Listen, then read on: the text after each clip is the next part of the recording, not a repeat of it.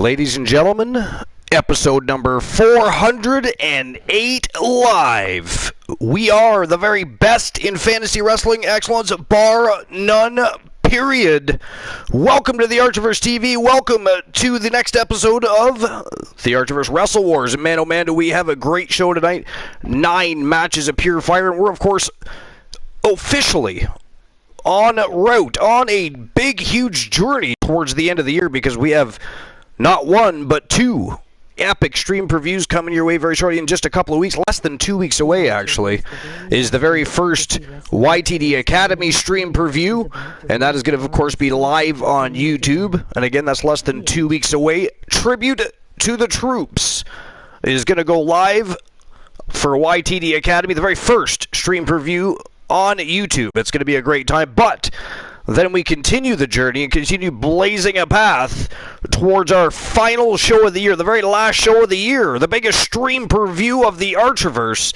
The second annual Archiverse Slammiversary is going to be off the hook. 3 brands going to battle, to war over championship gold, a thirst for blood. They are seeking bragging rights, supremacy. It is going to be the Clash of the Titans, and it is going to be the biggest show of the year. It is going to be absolutely fantastic, so you do not want to miss either of the next big stream previews, the final 2 of the year for 2022. And then we're on to a brand new journey for 2023, and you never know what's going to happen. Expect the unexpected, but expect greatness.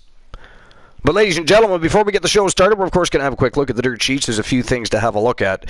And then we're going to get to Between the Ropes. I do have an amazing list to start off Between the Ropes tonight. Not sure who's going to be on the broadcast, if anyone tonight, but the host with the most is here. I'm geared up, amped up, revved up, ready to rock and roll. And this is going to be a great show, and we're going to have great people here eventually checking out the show and having a good time. So it is going to be a good evening, either way you look at it. So before we get into the show, let's have a quick look at the dirt sheets. First, I'm going to actually open my dashboard. I am going to open the dashboard, so that is good to go. There we go. Dashboard is open. All right, so immediately the first thing that drew my attention was backstage notes on CM Punk's pro wrestling future.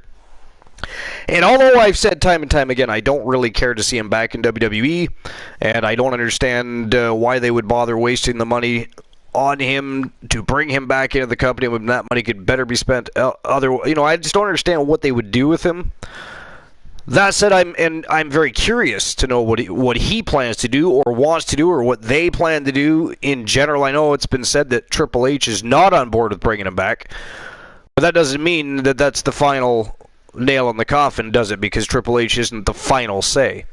So again, we have to expect the unexpected, and they're all about surprise element these days, so you never know what they are going to do. But it is intriguing to me, so I did want to check it out. It is WrestlingHeadlines.com, of course, and it is Mark Middleton. We've read many of his articles before. It says, CM Punk's pro wrestling future is up in the air, but it's believed that he will still be able to make a big bucks on the signing circuit. Punk is still on the shelf with an injury suffered at AEW All Out, and there continues to be talk of a contract buyout due to the All Out backstage fight as well as potential litigation. It has been reported that most people do not expect Punk to return to AEW, but that has not confirmed.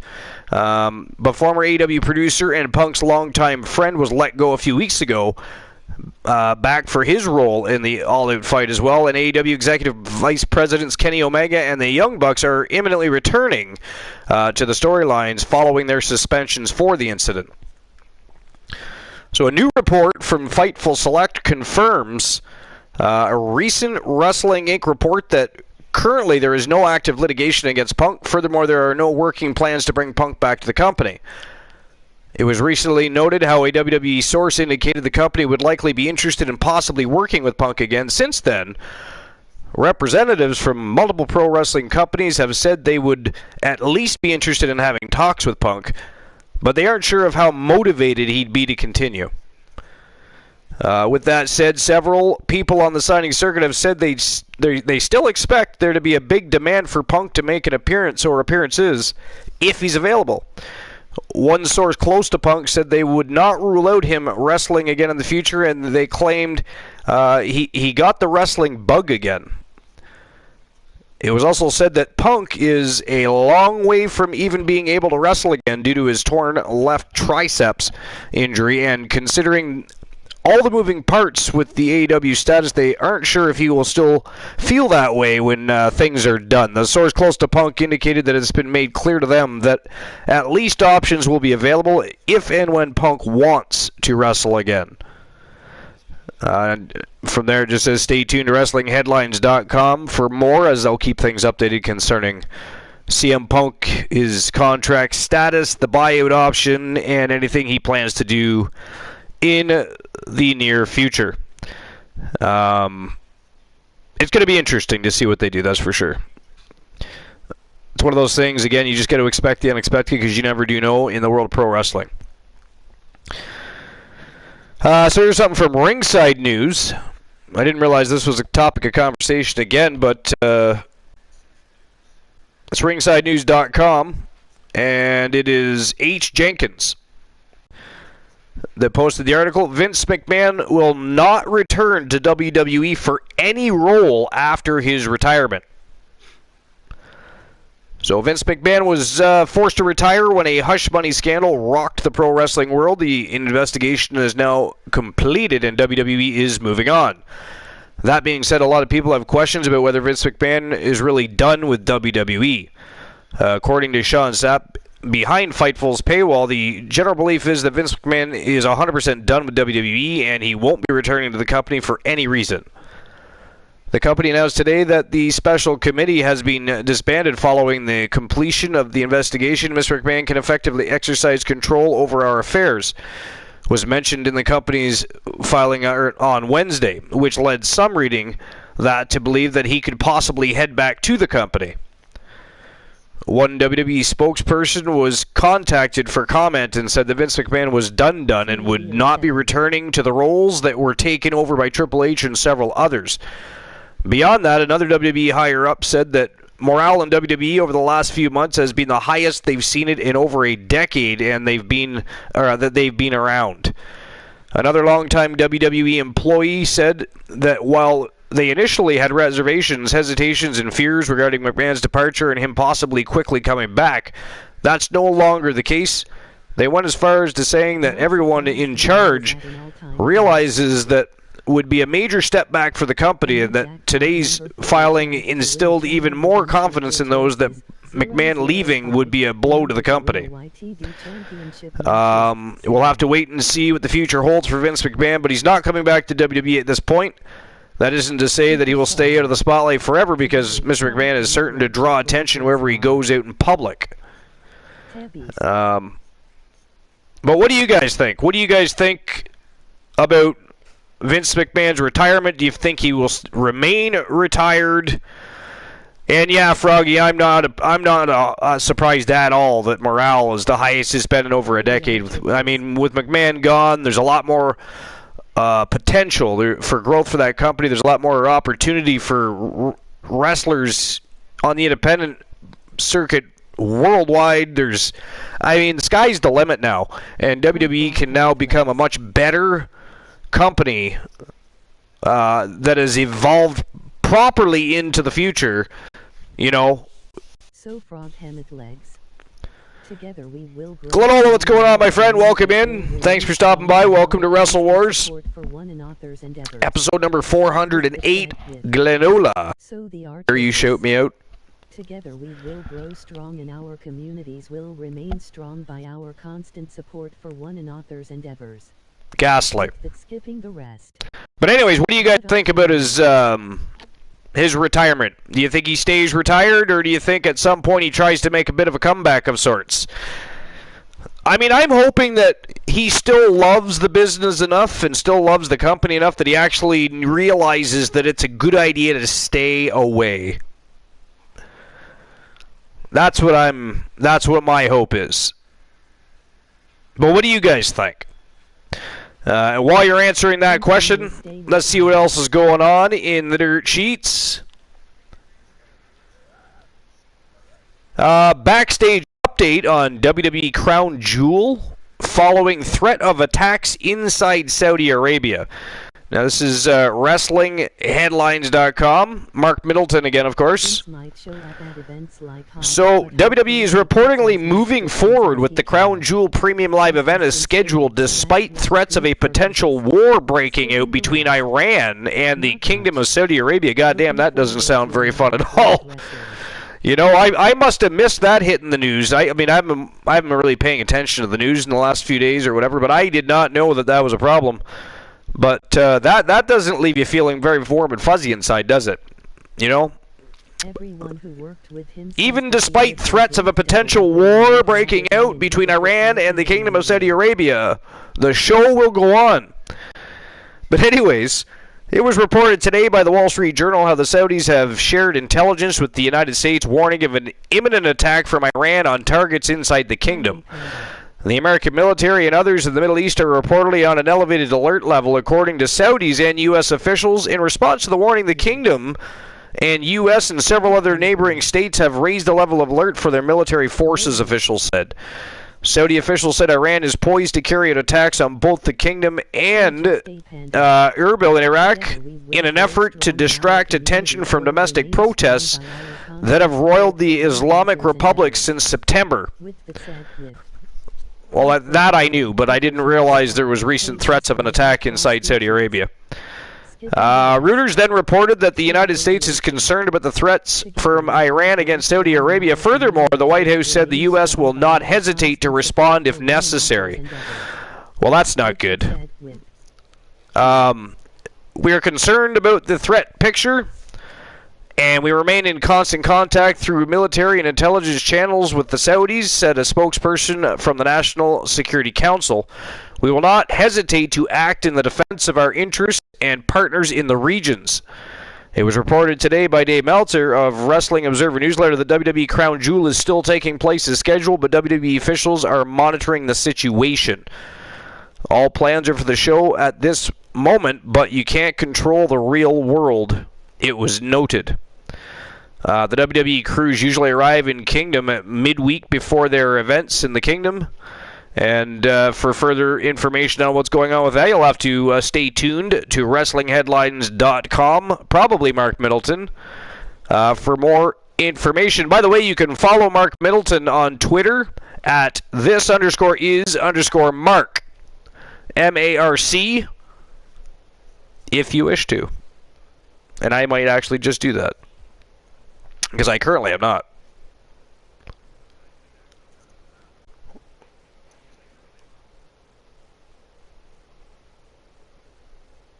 All right, let's see what else is going on.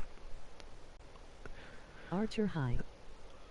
All right, I'll check out and catch up with the chat real quick here. Yo, Panda, what's going on? How dare you drop a swear jar? That is Ghastly DC. What's going on? What's doing exciting? How's the VIP of the army? Just a panda. DC. Glenola's, of course, talking about hookers. Of course, he just dressed up as a hooker for Halloween. DC.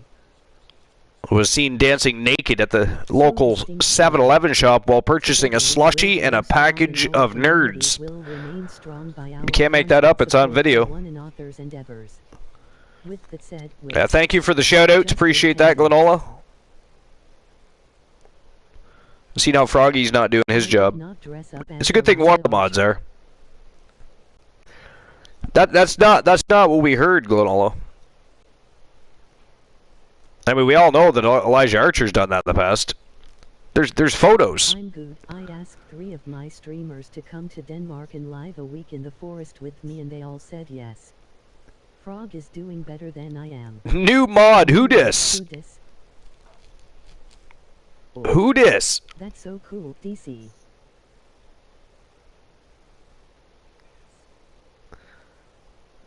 Alright, so anyways. I'm good, DC. How you doing? Just running through the dirt sheets a little bit before we start the show. Well, actually, I'm probably going to check out another article, start the show, then continue the dirt sheets. But that's what we're doing currently, is checking out the dirt sheets. But how was your day? How was school? How are the kids? How was Halloween? All right, so. Frog Hemeth legs frog. Here's something else from WrestlingHeadlines.com, and this is by Joey G. Tony Khan apparently gives an update on Adam Page. Says he thought that everyone handled the moment he got knocked out very professionally. AEW President Tony Khan joined First Coast News for a discussion about all things pro wrestling, which saw Khan give an update on former world champion Adam Hangman Page and how he's recovering following the concussion he suffered during his recent title matchup with Jon Moxley. Khan adds that he thought the referee and doctors handled the moment the Page was knocked out very well. Highlights from the interview are, of course, available on WrestlingHeadlines.com if you check it out. Says Page is doing really well and that he has remained in good spirits. Says he's doing really well. I talked to him just in the past 24 hours and also saw him not long after he was officially cleared and saw him after he came back. Not long after we took him to the hospital and he got out. It was great to see him in good spirits that night. About 90 minutes after he got hurt, he was smiling and feeling pretty good. That's about as fortunate as we could be given that he got knocked out in the match. He thinks the referee and the doctors did an excellent job in the moment. He says, I thought the doctors and the referee handled it really well. That's what you have to do in a big fight. If one of the fighters is hurt, you need a referee that is going to come in, do the right thing, and stop the fight. The doctors took care of him, got him out of there. I thought John handled it well in his interview. He was very classy after, and once they safely got Hangman out of there, we saw going forward is going to be Jon Moxley versus MJF, of course. And that's all it says about that.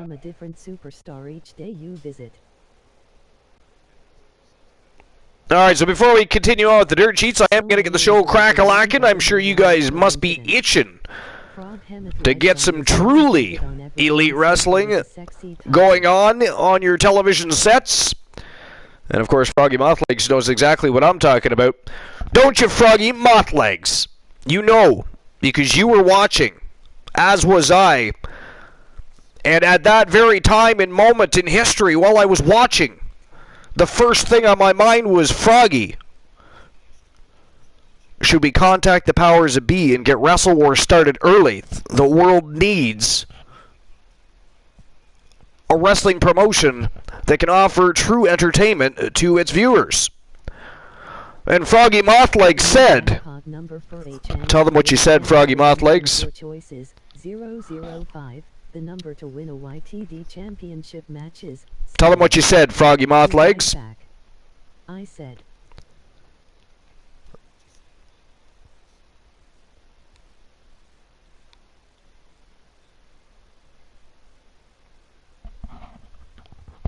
Well, slap my teats and call me a cow. Let's get. Well, slap my teats and call me a cow. Let's get this show on the road. Now, they are, of course, udders on a cow. I suppose they do have teats. But overall, it is an udder. That is a big teat. But anyways, I agree with Froggy Mothlegs. I think it is showtime and go time. So without further ado, episode number 408 live. Let's go. Today, Krondo's BR is edge. Nice.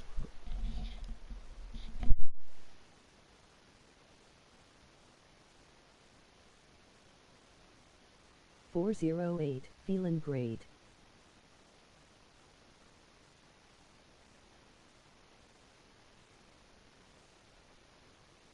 On this day I see clearly YTD is going to win.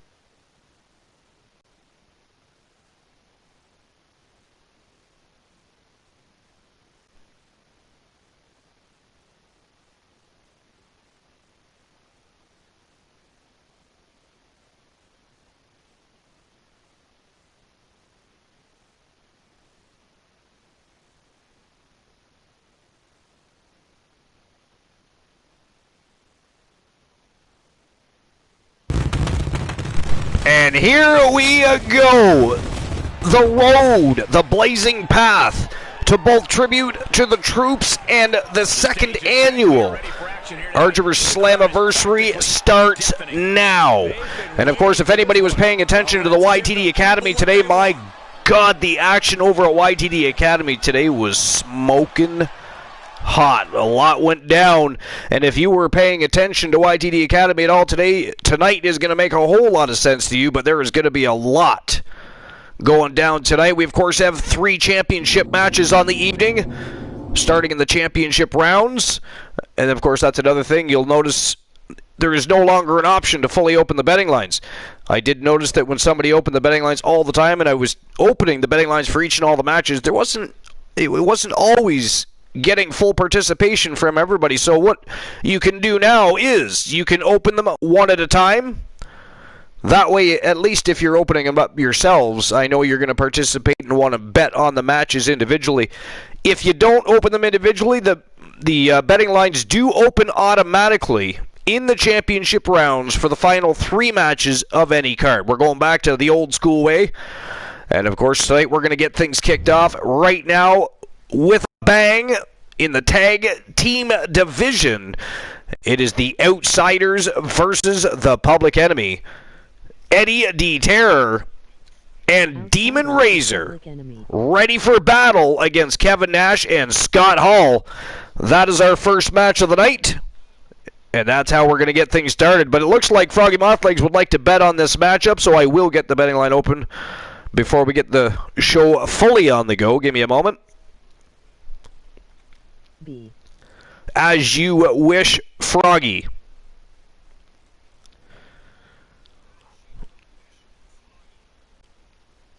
All right, let's see here.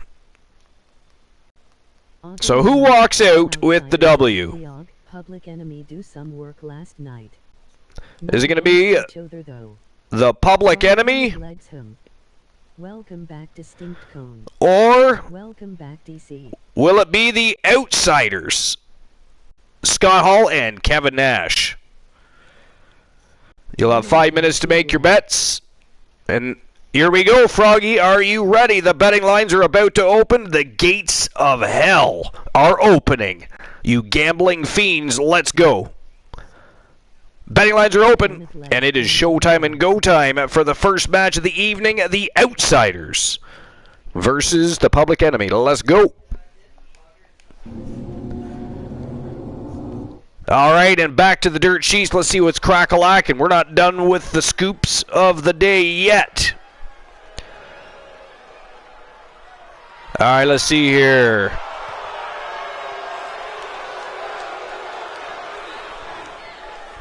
Well, this is interesting. Something here from ringsidenews.com, and it was published by Sunil Joseph.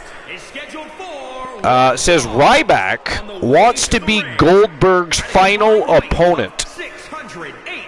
And I got to tell you, just to throw that out there right now ahead of the time, I actually would not mind seeing that. Now, I don't know if that's going to be of popular opinion or not, but I would actually like to see that. Ryback versus Gold. You know what? And Ryback is still pretty young. If he was able to get in the ring with Goldberg and beat Goldberg, that would actually boost his career, I think, personally.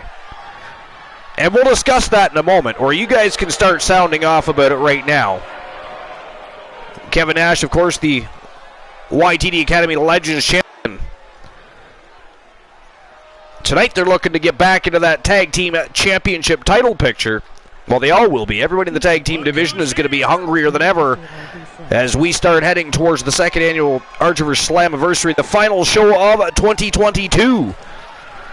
But anyway, since wrestling his last match against Roman Reigns at WWE Elimination Chamber earlier this year, Goldberg's in-ring status has been up in the air.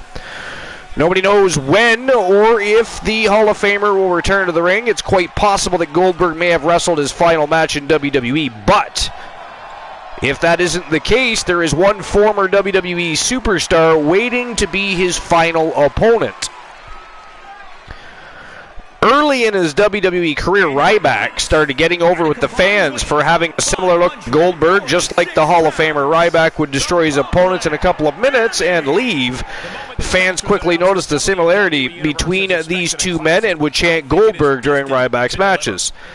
Unlike Goldberg, Ryback's in-ring ability kept him from being a main event player, and he was even released from the company in 2016. Ironically enough, the former Intercontinental Champion has gone on record to say that he wants to be Goldberg's final opponent during an episode of The Ryback Show.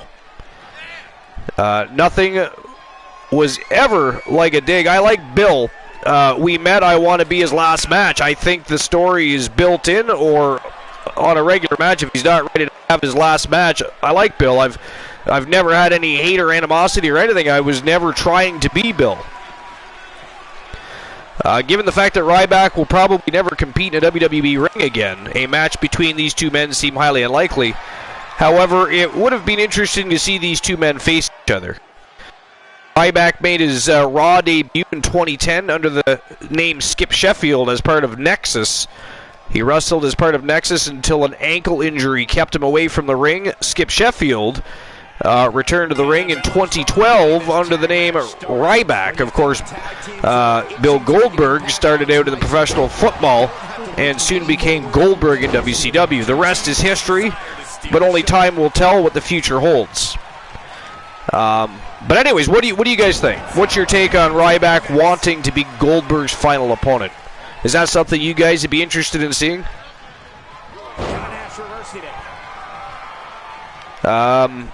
Chrono says, not after all he said.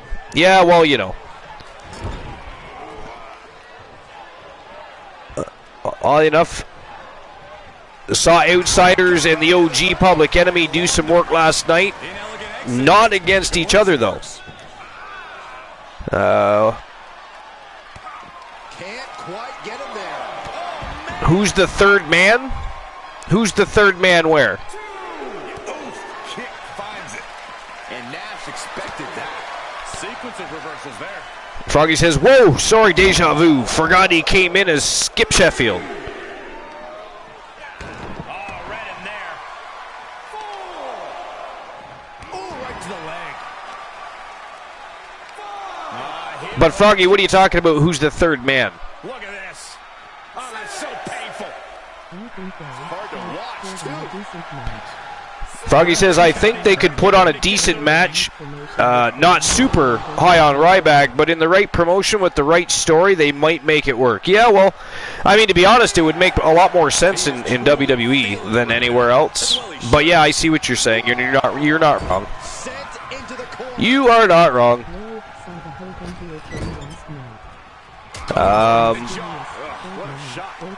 Saw the Hogan heel turn last night. He was the mysterious third man. Oh, yes.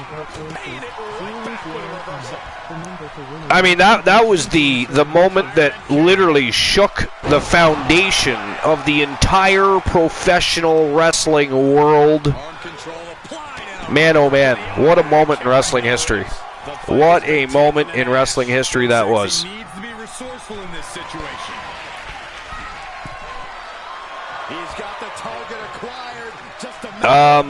Here's something else from ringsidenews.com. Subajit Mukherjee. Belief that Bobby Lashley will be fed to Roman Reigns after Brock Lesnar match. Roman Reigns has been on a roll as the undisputed Universal Champion following his shocking return back in 2020. The leader of the Bloodline has been ruling Friday Night SmackDown with an iron fist, and that's not changing anytime soon. In fact, some believe that Bobby Lashley will be fed to Reigns next year. I mean, that could very well happen, right? Because he's likely not losing any of his titles till at least WrestleMania, and I don't even know if it'll happen at WrestleMania.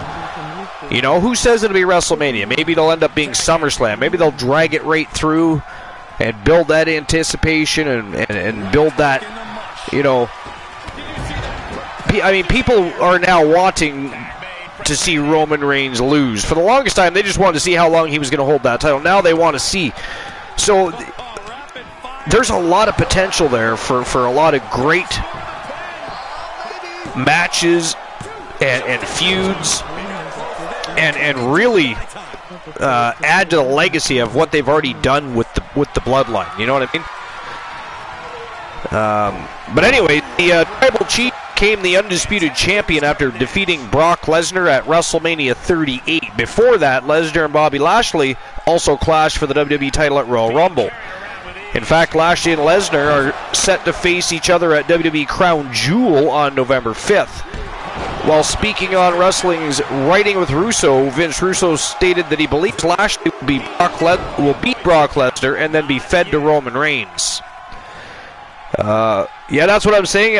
If that's the plan, and that's what it would look like to me. So Lashley's going to get the big win over Brock just to be fed to Roman Reigns, and then he's right back where he started.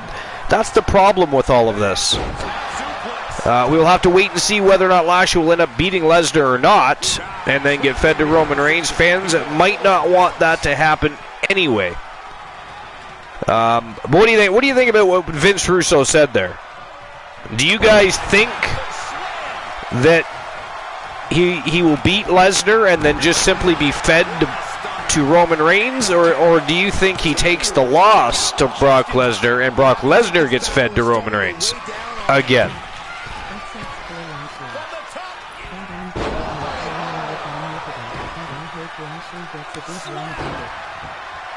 Critical time in this matchup. Glenolo says many kids cried themselves asleep. They sure did, Glenolo. They sure did. And were probably quite angry, not to mention. They were tears of anger. I love how big reveal wasn't dragged out. They teased it forever, but when the other shoe dropped, they were ready to move forward. Yeah, exactly. Froggy says, not grinning over kids being upset, but that goes to show you how powerful that moment was. Yeah. Yep. Froggy says, that sucks for Lashley. That angle would make Roman look omnipotent and would... Sorry, but I hope Lashley gets a good run about it. We've seen Lesnar versus Reigns so much. I want to see something else, but that's just me. No, it's not just you. I agree with that. Crondo says, but Shitstain says you don't write. All right. Guys, I can't think of a worse place for him to be right now. So here's something else from Ringside News by H. Jenkins again. It says WWE Creative is not talking about Sasha Banks' return. WWE had a real issue on their hands when Sasha Banks and Naomi decided to walk in on the company rather than follow through with Vince McMahon's bookings. Banks and Naomi wanted more focus on their team, but that wasn't a McMahon short-term plan at all. Now with Triple H in control of the company creative direction, rumors on the boss returning are churning in the internet wrestling community. The same is not true internally. Sasha Banks appeared at the Black Panther Wakanda Forever premiere alongside the New Day. She was also spotted with her WWE crew in Mexico. That being said, we still have not heard Michael Cole declare it's boss time in months. Ringside News asked about Sasha Banks' return to the company, and we were told that her name hasn't been mentioned in creative sense. A tenured member of the creative team confirmed that they have heard nothing about Sasha. We were also told that Triple H is doing things his own way when it comes to bringing in new talent. We were told that other things are discussed with only the people who need to know. A source further explained that Triple H plays these things differently than Vince McMahon did, and we are seeing the result of that system change on a weekly basis. Only time will tell if Sasha Banks surprises us all with a WWE return, but she is currently staying busy in the meantime. But what do you guys think? You guys think that they're going to wait till Royal Rumble to spring that upon us? Do you think that maybe they tease her near the end of the year and bring her back at Royal Rumble? Or just wait until the new year to start teasing her and bring her back at Royal Rumble, or maybe wait and she's a surprise entrant in something at WrestleMania. You know, maybe they put the women's Money in the Bank ladder match back at WrestleMania and Sasha Banks enters. Or if they're going to go tag team-wise, they could have a tag team Money in the Bank ladder match. I don't know. That'd be cool. But what do you guys think? What do you guys think about that? They wait until a pay... Oh, well, absolutely, they wait till a pay-per-view for sure, yeah. But what's going on, Joe Link? Welcome in. Welcome to episode number 408, Joe Link. And by the way, Joe Link, phenomenal soul. Absolutely tearing up the scene. Holy hell. What did you feed them?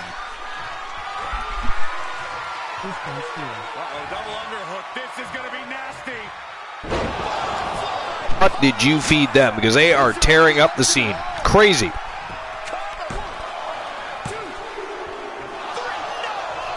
I got to tell you guys, this has been one hell of a tag team matchup. What a way to start the evening. A back and forth affair between the Outsiders and the Public Enemy. A great way to start any show, much less the journey to the final show of 2022. The final stream preview of 2022. The show of shows. The grandest stage of them all. The Archivers Wrestle Wars. The second annual Archivers Wrestle Wars. Going to be absolutely fire. So you got to start off the path, the road, the blazing trail with a bang. And I think we've done that. Mission accomplished, because this is absolutely awesome.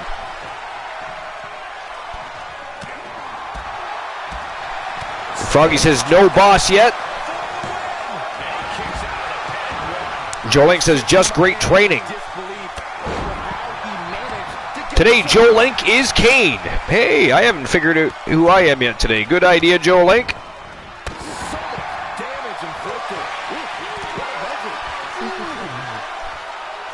I am Hulk Hogan. It's funny, we were just talking about Hulk Hogan.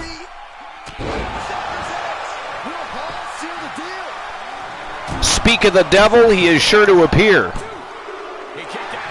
In form of Archer. The host with the most.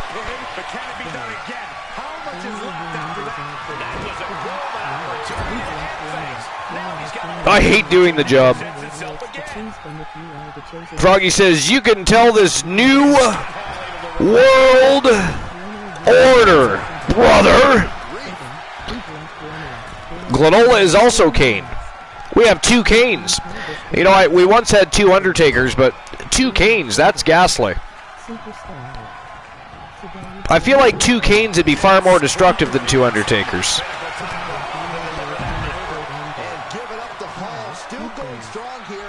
Froggy says, uh-oh, two Kanes. Today, Leo the King is Kurt Angle. Leo the King, how dare you show up without Boss Apollo? Absolutely ghastly. You know what, Leo King? Leo the King, he's in your trunk, isn't he? You have kidnapped Boss Apollo.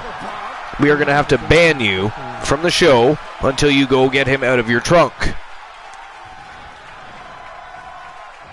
Glenola says, I am the real Kane. The other is Imposter Kane.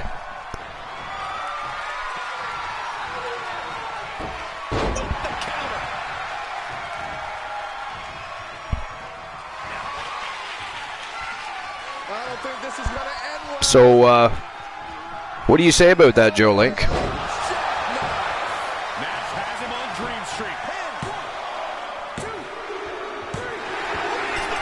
And that is it. That is all, ladies and gentlemen.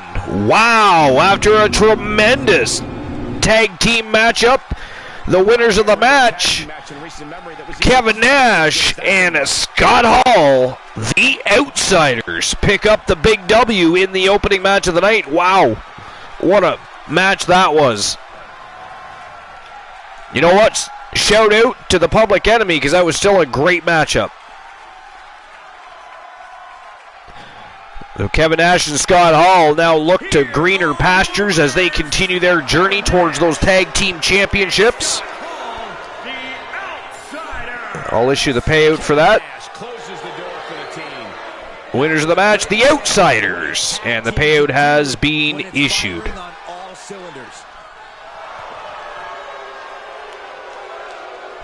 $1,100 Archerverse bucks goes to Froggy Mothlegs. Congratulations, Froggy Mothlegs. All right, on to the next match of the night. Let's go. And the next match of the night between the Street Profits, Montez Ford and Angelo Dawkins, taking on Big Bubba Bruno, the Samoan Lion, and Fat Lad Mitchell Vaughn from Team Dogface and Team Soul Embers. They are the weapons of mass destruction. And look at this, almost the entire entourage making their way. And all of them champions. They are out for a show of power tonight. Wait until you see them walk through the gates with those shiny championship belts. It is almost disgusting. We, of course, have the man called Drek from Team Dedrick representing the Doghouse and Team Dogface, the WCW World Champion. We have Big Bubba Bruno, finally, the Archerverse World Champion. We have Fat Lad Mitchell Vaughn, the YTD Academy Grand Prix Wrestling Champion. And then we have Austin Furious, the WCW TNT Champion. I mean, that is a hell of a title picture right there in one faction, isn't it? My God. But next match of the night, the Street Profits versus the Weapons of Mass Destruction. And it is now showtime and go time. Let's go.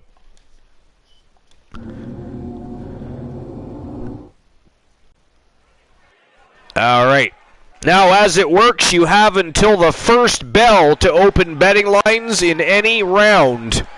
After the first bell, you cannot open the betting lines. Your money will be refunded.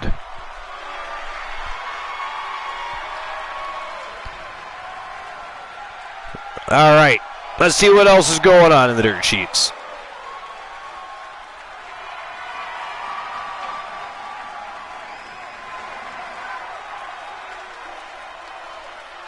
The following contest is scheduled for one fall on the way to the ring at a combined weight of 492 pounds. Angelo Dawkins and Montez Ford. Here's something interesting from RingsideNews.com concerning Vince McMahon and, of course, the investigation. This is by Subjeet Mukherjee again, and it says WWE's investigation into Vince McMahon's hush money scandal cost nearly $20 million. Good God! So in addition to the $19 million in hush money, an additional $20 million into looking into everything. So Vince McMahon has made several headlines back in June after it revealed that he secretly paid $3 million as a hush money deal to a departing WWE employee. McMahon was under investigation right after this, and he had to retire. Now the investigation is concluded, and the company has 100% confirmed this. That's crazy. $20 million, right? Nuts. Froggy says the investigation cost more than the hush money. I know, right? That's insane. So, it was eventually revealed that McMahon paid $12 million in hush money. I thought it was $19 million, but okay, I guess it was $12 in hush money to quite a few women over the last 20 years. In the end, this proved to be the nail in the coffin for McMahon as his career in WWE was officially over. And this is what I'm talking about, guys. Look at this. Look at the show of power. 4 champions. They are all on the same team. This is why sports entertainment is an art form. Wait a minute, did Austin Furious lose his championship?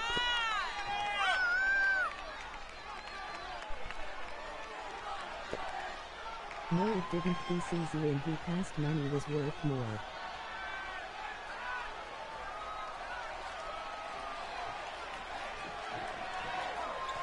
I don't think he lost his title. Why does he not have his championship? I'm positive he didn't lose his title.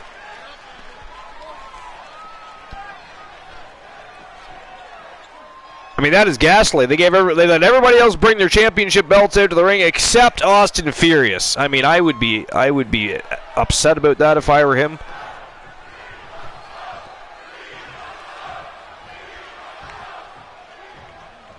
And here we go, tag team action in store. There's a science to being a successful tag team, and Cole, I would know all about that. Hey, what about Froggy says Dexy stealing belts again.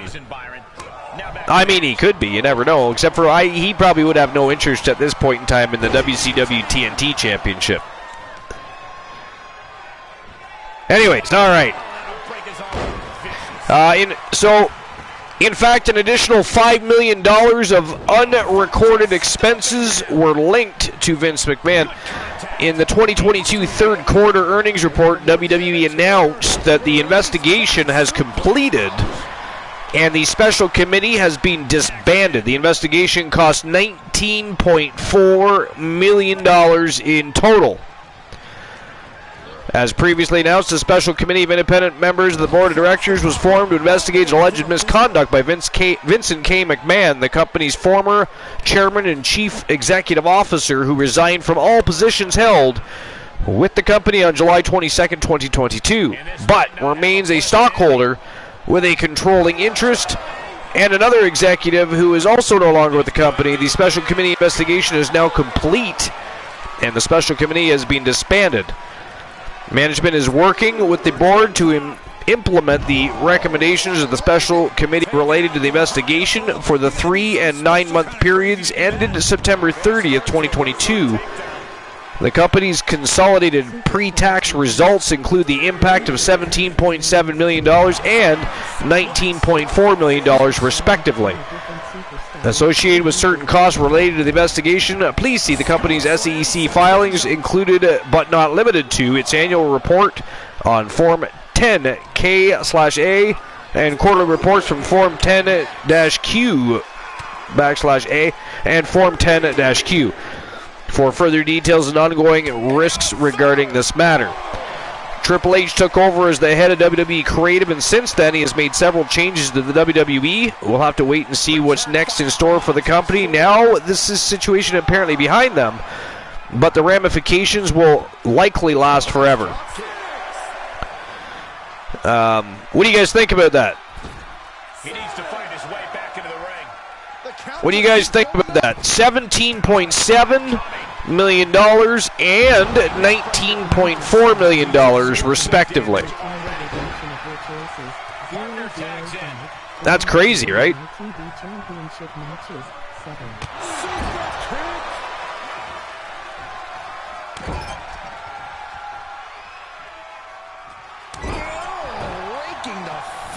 I'm just going through to see if anybody's come close to the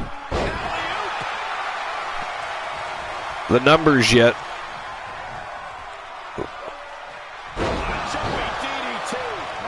Because I know a couple people have played. It doesn't look like it though. So far the jackpot stands. Joe Link says that's a lot of money. You're damn right that's a lot of money. $17.7 and $19.4 million respectively. That's insane. Insane that they, ended up having to spend that kind of money over stupidity. Not to mention, over stupidity. DC says, be right back. Okay, DC.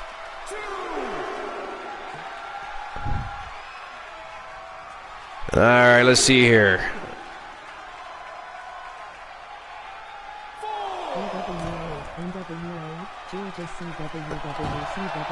Oh, look at Froggy! Look at that! You have a joke time, Froggy.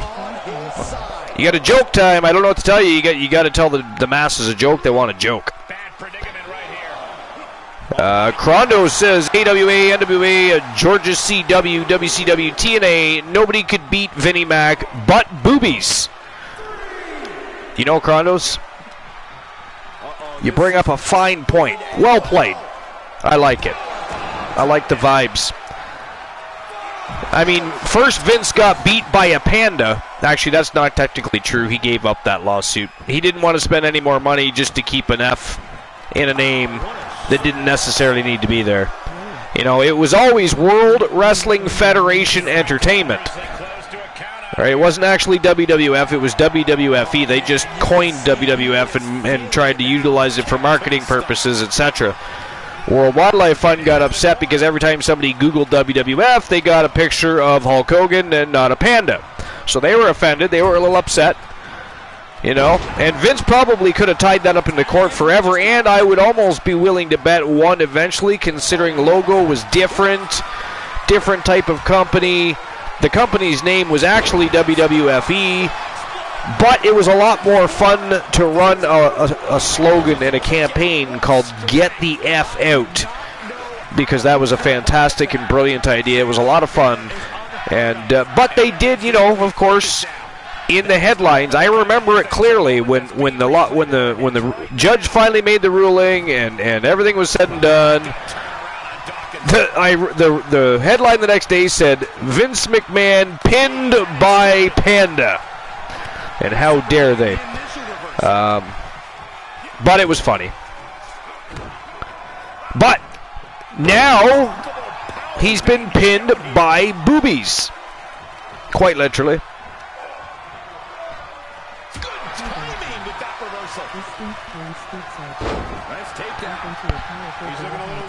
Thank you for the hug, DC. Appreciate that. I actually forgot we had that.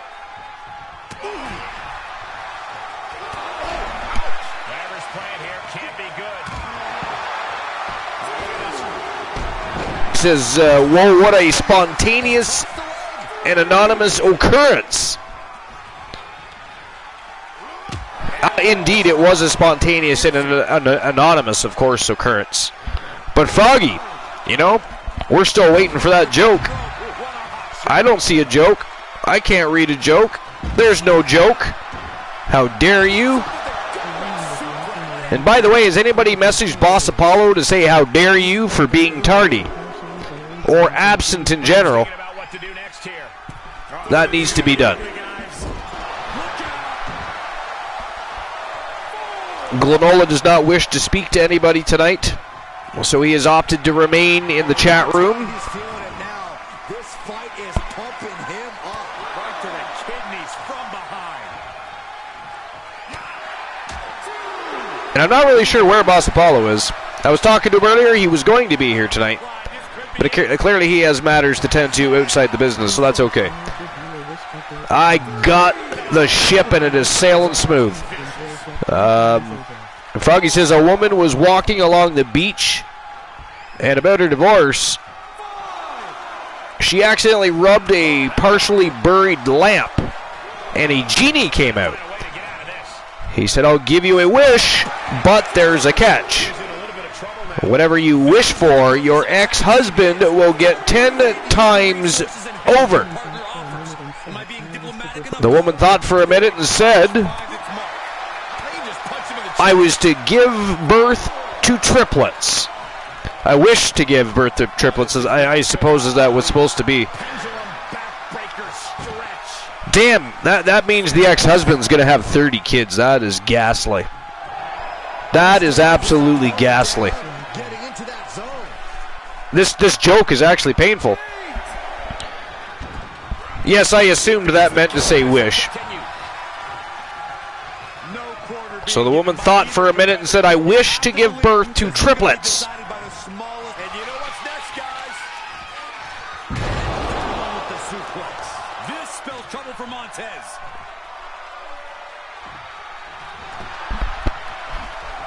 The cover coming to the rescue.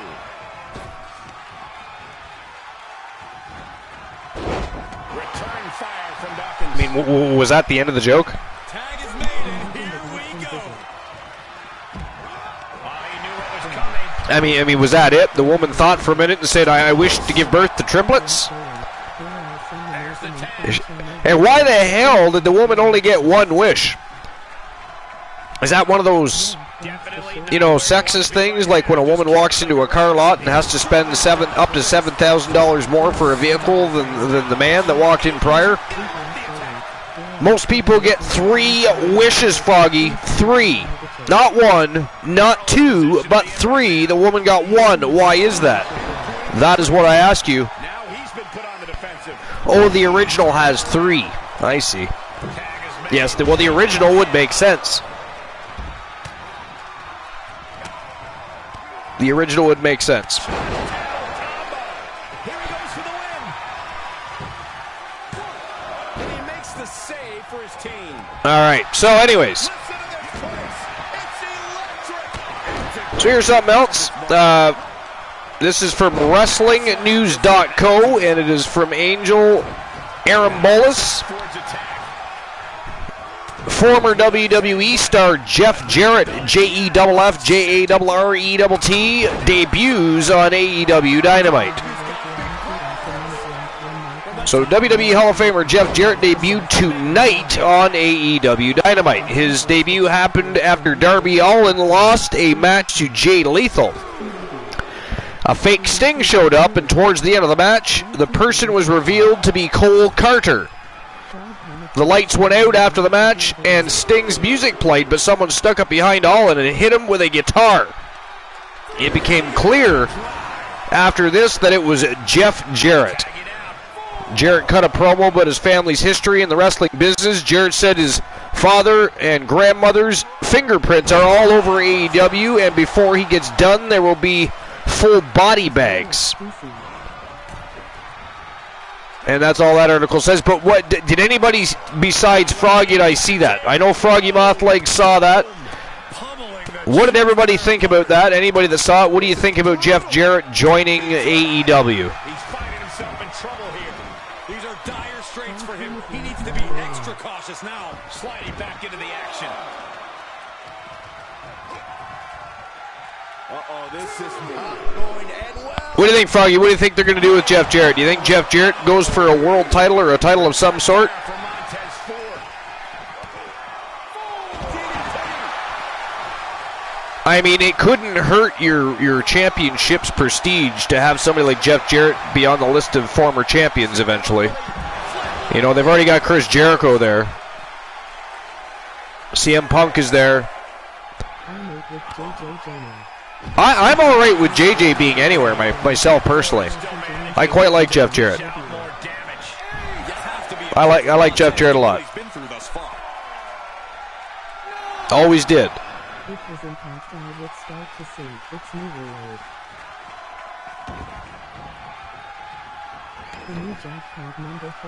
So here's something from 8 hours ago from Paul Davis and WrestlingNews.co. You may not have seen the last of CM Punk in a pro wrestling ring.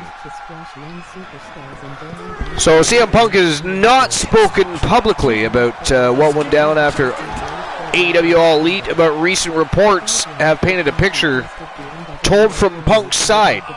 Right now, the chances of seeing him in AEW ring is unlikely. However, time heals all wounds, and with Punk injured, there's always the possibility of reconciliation. And if that happens, then perhaps we can see both sides work together, even if Punk doesn't interact with the Elite.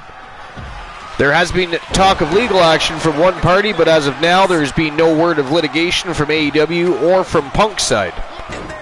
Fightful Select reported via a WWE source that there could be some interest in Punk, and representatives from other companies have said that they would be interested in having a conversation with him, but they are not sure how motivated he is to wrestle again. Fightful reported today that a source close to Punk would not rule out the possibility of him wrestling again, and they claim that he got the wrestling bug again. However, it also said that because of his injury, that he is going a long way from stepping into a wrestling ring again, and he could feel differently by the time he is able to wrestle again. And of course, the source added that there are options available if when Punk wants to wrestle again. There is no word coming directly from Punk on this story at all.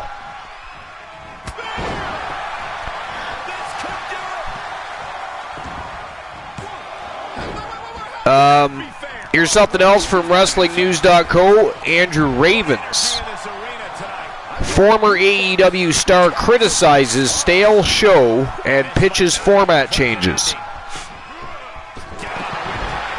So a former AEW star has expressed his criticism about a show that the promotion produces every week, as he feels it isn't what it was supposed to be. AEW Dark has gone from a developmental show with some storylines that go along with what's happening on Dynamite into a show where stars win quick squash matches against independent wrestlers who are not under contract with the promotion. The change in the show came during the pandemic, as AEW President Tony Khan tried to do a good thing by booking independent wrestlers at a time when they didn't have any work because the world was shut down. Joey Janela recently took to Twitter to express his disappointment with what AEW Dark has become. He responded to a tweet showcasing the work of Ray Phoenix and AR Fox by writing the following: "This is what Dark should be, all-around competitive action-packed sprints and maybe one longer type storyline-based match weekly. What that show does is nothing for anyone anymore. To be honest, is stale ass. Squash matches do nothing for anyone in 2022, especially on a YouTube show." And that is all that article says. What do you guys think? Do you agree with that? Now, I don't watch AEW Dark. I have watched one match of AEW Dark. Two, sorry, I've watched, because I just watched one recently because Greek God Papa Don was on it. The WWE Universe is pouring more fuel on his fire right now. Just catching up with the chat real quick here. Nobody's still close to the number yet, so the jackpot still stands.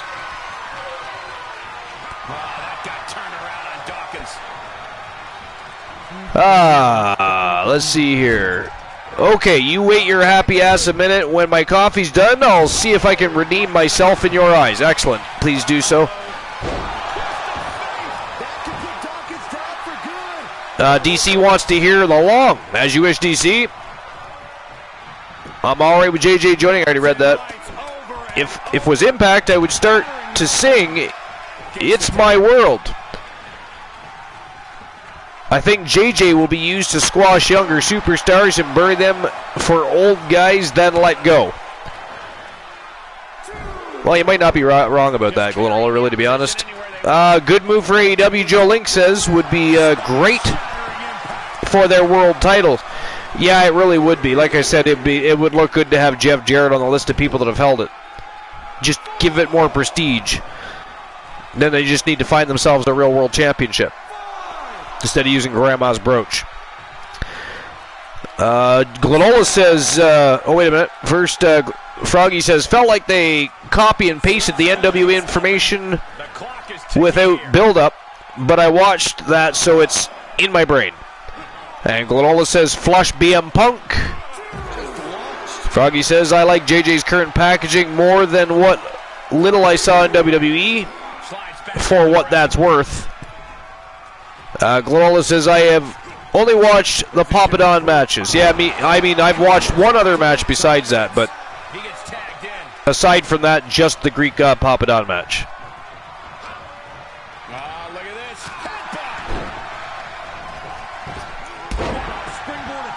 All right, so it looks like here's another some more informative news concerning Crown Jewel. WWE has emergency plans in place if there are issues in Saudi Arabia. That's WrestlingNews.co by Andrew Ravens.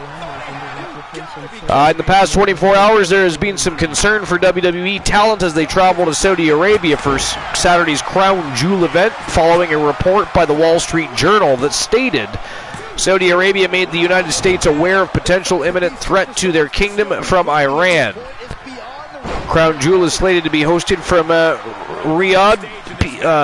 PWInsider.com reports that WWE is still moving forward with the show, as the company already has security protocols and emergency contingencies in place for any issues. It was added that WWE is hopeful everything will be fine. It's a big show for the company as they're using Logan Paul for the main event when he challenges Roman Reigns for the undisputed WWE Universal title, with the idea that it will get mainstream interest.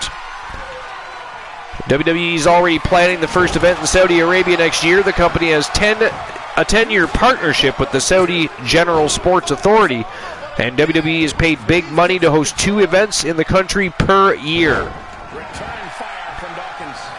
I don't know. What do you guys think? Do you think it's smart to be going over and still doing a show, even though you've got, a threat of an attack from Iran on the kingdom? What do you guys think?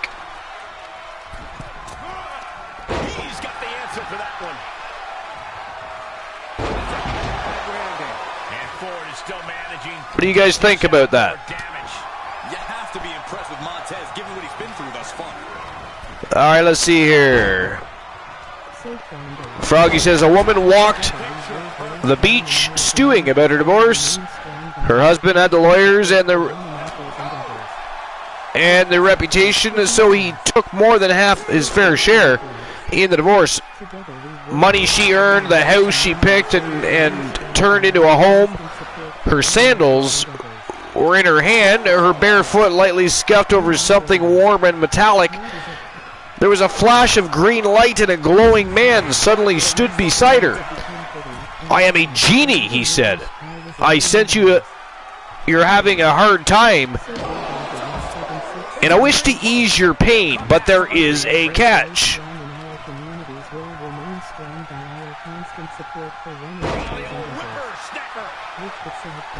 Golden Gamer says, yo, my boy. Golden Gamer, what's going on, my friend? What's crack-a-lack, and welcome to episode number 408. The Archer vs. Wrestle War is well underway. We started off with one hell of a tone-setting matchup for the night between the Outsiders. Oh, look at this pin attempt here. Broken up again by Angelo Dawkins, and this has been a great match in itself, I got to tell you. This has been one hell of a match. This has been every bit as good as the first match of the night, but it was Public Enemy versus the Outsiders. And, of course, the Outsiders picked up the big W in the first match of the night. Now, the Street Profits and the Weapons of Mass Destruction, the dominant force within Wrestle Wars and Starrcade that happen to be holding 4 championship belts. Again, you got Big Bubba with the Archiver's World title. You got Mitchell Vaughn with the YTD Academy Grand Prix Championship. You got Austin Furious with the WCW TNT Championship. And you got Drek, the man called Drek, with the WCW World Championship. They are a force, a true force to be reckoned with. And again, another great match. The first 2 matches are absolute fire for the evening. Not that that's a total surprise. I mean, this is the Archiverse. This is the late night place to be, the most must-see show on Twitch TV for a reason. Now gonna drag their opponent toward the corner. But anyways,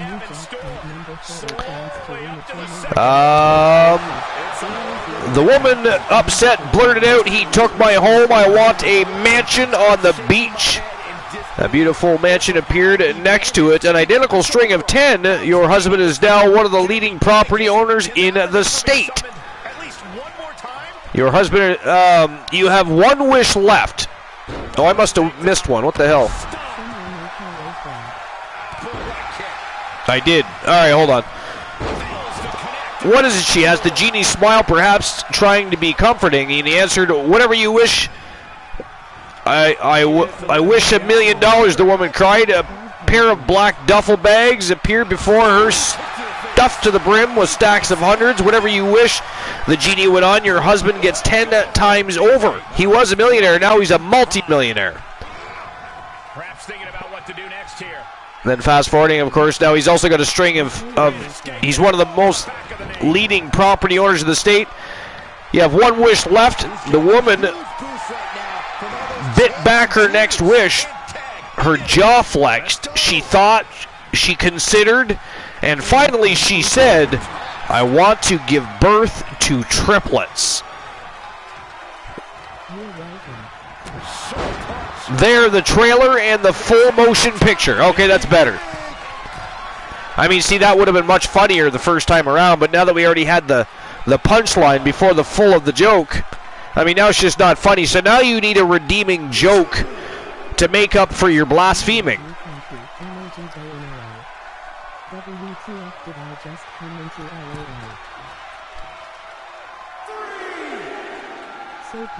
Ooh, Froggy AKO'd somebody. Oh, who'd he AKO? AKO'd Karandos. Of course he did. Welcome in, Punisher. What's going on? What's new and exciting, buddy? How was the rest of your show? How was the rest of your show, Punisher? I'm sure you had some great matches.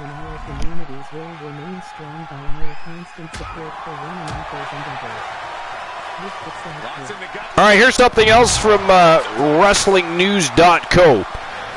Angel Arambolas, R-Truth injured after bad landing during WWE NXT matchup. So R-Truth was injured tonight during his match on WWE NXT. Truth wrestled against Grayson Waller on tonight's show, but was injured after he did a dive over the top. He was supposed to get caught by Waller, but ended up landing badly on the floor. There's no official word on the severity of the injury, but as seen in the clip below that you can check out if you go to the site, Truth was holding on to his left knee. They cut to the commercial, and Truth had to be helped to the back by officials and trainers. Waller cut a promo after the match talking about being overlooked, and he talked about beating a 20-plus year veteran by himself. Waller then said that NXT is his house.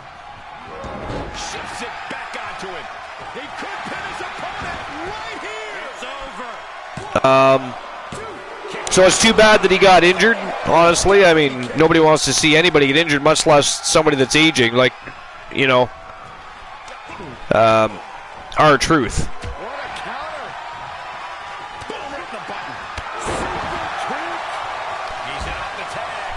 Here's another, going to get to another article here by WrestlingNews.co.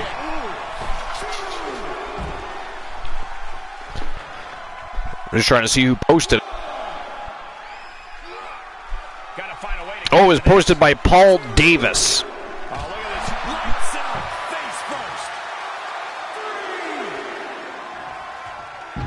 So, Bodie Hayward's release.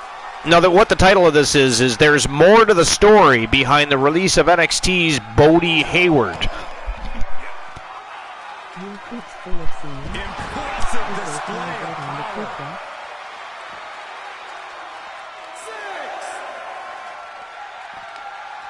It says Bodie Hayward's release from WWE comes as a somewhat of a surprise because he was involved with Chase University.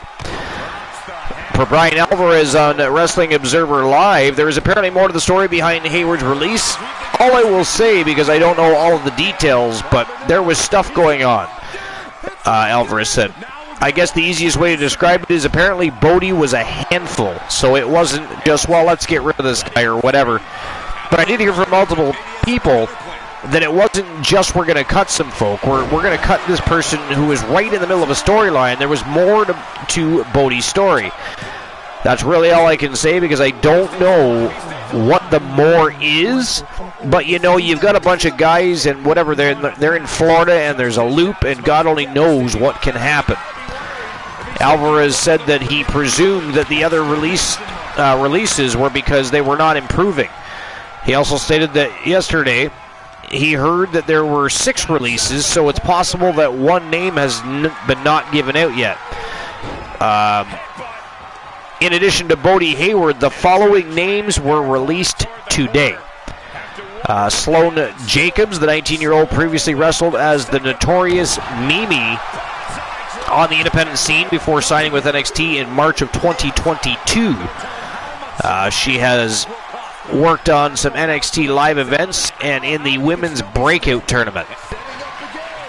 Eric Yan, who last wrestled in September, was also let go. She first appeared on NXT shows late last year. Damaris Griffin was signed less than a year ago and appeared on NXT Level Up. Ru Feng signed with WWE NXT last year and has been working as an enhancement talent. And ladies and gentlemen, a final to the matchup has finally come. Man, oh man, that was a tremendous match. I don't even know what to say. The first two matches of the evening were absolute fire and just about stream per view worthy, in my opinion. We're seeing some great wrestling action tonight, I got to tell you. But anyways, the winner of the match from Team Soul Embers and Team Dogface from the Doghouse, it is Big Bubba Bruno and Fat Lad Mitchell Vaughn.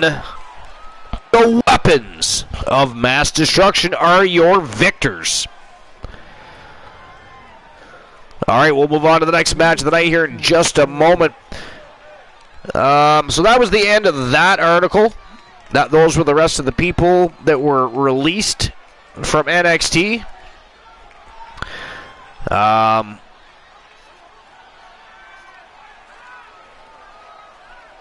just looking to see if there's anything else interesting and noteworthy enough to discuss to do with the dirt sheets.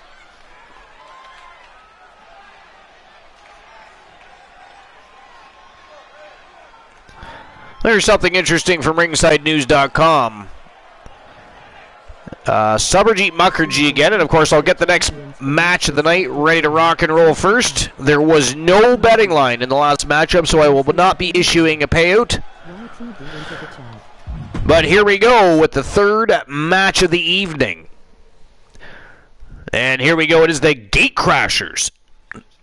Timothy Thatcher and Tommaso Ciampa taking on the great Champ Jackson and J.R. Jack from Team Almighty Exotic. They are the primetime players.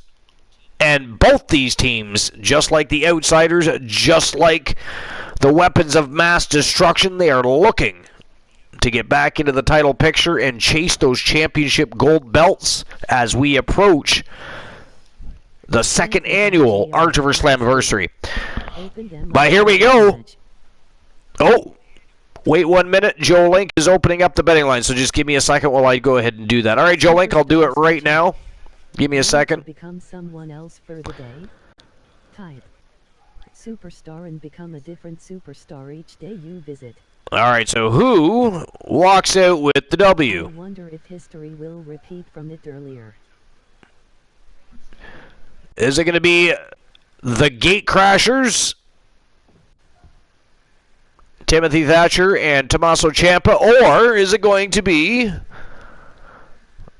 the primetime players? And we have somebody invading the broadcast because I can hear myself. Is that you, boss?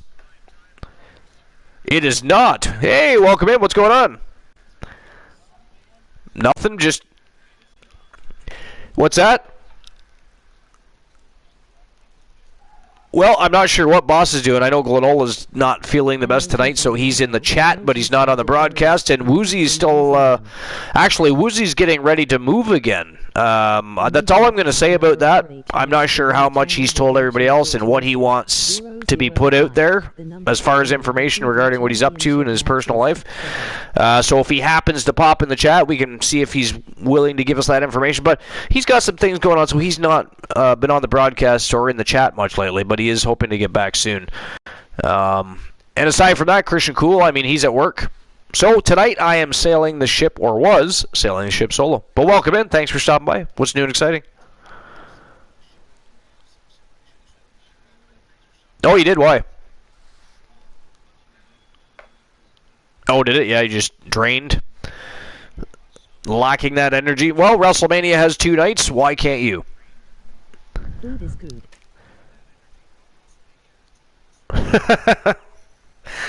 It is a good question. But I'm sure it's okay that you resume your show on a separate evening. Nothing like a good cliffhanger. What happened? What happened after I left? Can't hear, new person confused. I can't hear who else is in the broadcast. Oh, nice. And she lost. Oh, that sucks. But, I mean, at least it was Bianca Belair, though. That's cool. You know? Awesome. And so when are we resuming that show?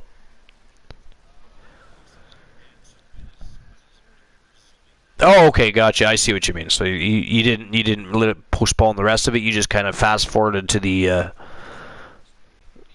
to the main event status of the show. Gotcha. All right. All right. Well, the betting lines are open for this match. If you guys want to participate, go right ahead. You have just a little over 4 minutes. 4 minutes, 15 seconds to be exact, to make your bet on the match. But here we go. Third match of the night. It is the Gate Crashers versus the Primetime Pliers. Let's go. And I was just having a quick look at the dirt sheets. What I was looking at next is actually from ringsidenews.com. And it's an article by Subberjeet Mukherjee, and it's Mike Bennett. I don't know if you know who that is or not, but Mike Bennett blasts Kane for opposing all-age drag shows. Something else I didn't realize was a topic of conversation, but apparently it is. So, WWE Hall of Famer Kane remains one of the most iconic pro wrestlers in the history of the business. As a WWE superstar who became a mayor, he often gets attention for a lot of things. The Devil's Favorite Demon was also blasted by Mike Bennett for his recent comments. Kane is the mayor of Knox County, Tennessee, and is known to make a lot of inflammatory statements that truly kick off a large tick off, not kickoff, a large section of people. And he did so again recently after making a pledge to fight all-age drag shows. Again, this is new information to me. I didn't know this was even, an issue or a problem for Glenn Jacobs. Glenola, did you know anything about this? I know you pay a lot of attention to what goes on with Kane, and of course, Kane happens to be one of your favorite wrestlers, etc. Did you know that was going on? Glenola says Archer enjoys talking to himself. Glenola enjoys, missing broadcasts, and he enjoys just being by himself. He feels it's not necessary to actually talk to people. He doesn't find it important enough to come onto the broadcast and address the masses on the most must-see show on Twitch TV, and I'm sure he'll have an excuse for that, but it really is just simply this. He doesn't find you important enough to talk to directly. Therefore, he'll only do it through third-party applications. What do you think about that, Punisher?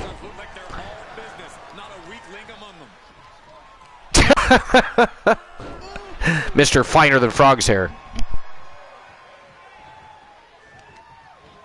That might have just broken something. Kick lands. Ciampa showing instinct. German suplex. Clean tag for his partner.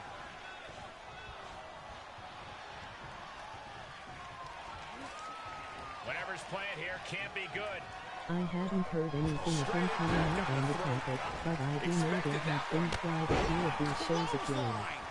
If you're not hurting somebody who gives a crap what you wear, it's a performance, nothing. Lines are quite often crossed when it comes to that almighty dollar, right? Will this match end on a submission? He's No. desperately trying to get out of this situation. Oh, great counter. Stomping down. Yeah, it's no different. I love your thought. Pinning combination here. Driver. Will this be enough? Yeah. He keeps his team in the match. Honing in on the arm. He's ejected from the ring. He's lost some of his win now. Moonsault! That was beautiful. Everything working against Thatcher now. Crucial time for Thatcher. Froggy says, fight all drag shows, but Halloween's cool? Dressing up in red spandex and lighting things on fire is cool. Glenola says, I hadn't heard anything of him coming out on the topic, but I do know there have been quite a few of these shows occurring.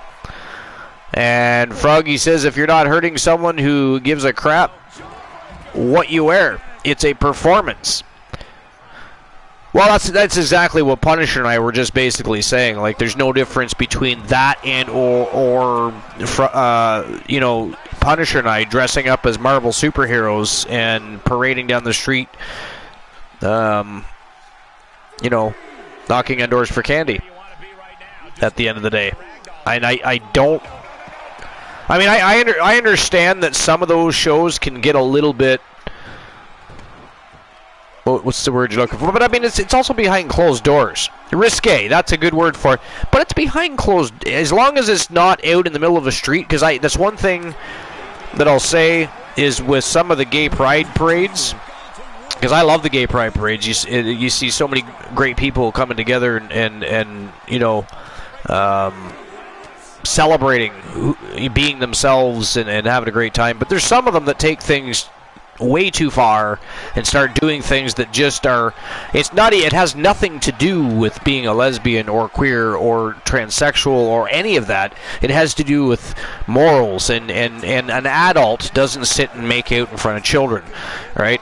And it doesn't matter that you didn't invite children to that parade. It's a parade. It's supposed to be a parade about love and acceptance, a thing of beauty. So yes, of course, some people are going to bring children because children are the purest form of love in the world. So don't give me the bullshit. You didn't invite them and you didn't think they were going to be there. None of that. Act proper as an adult, because you know, gay pride is a very good thing for many people, and it can be a lot of fun for those people, for all of us.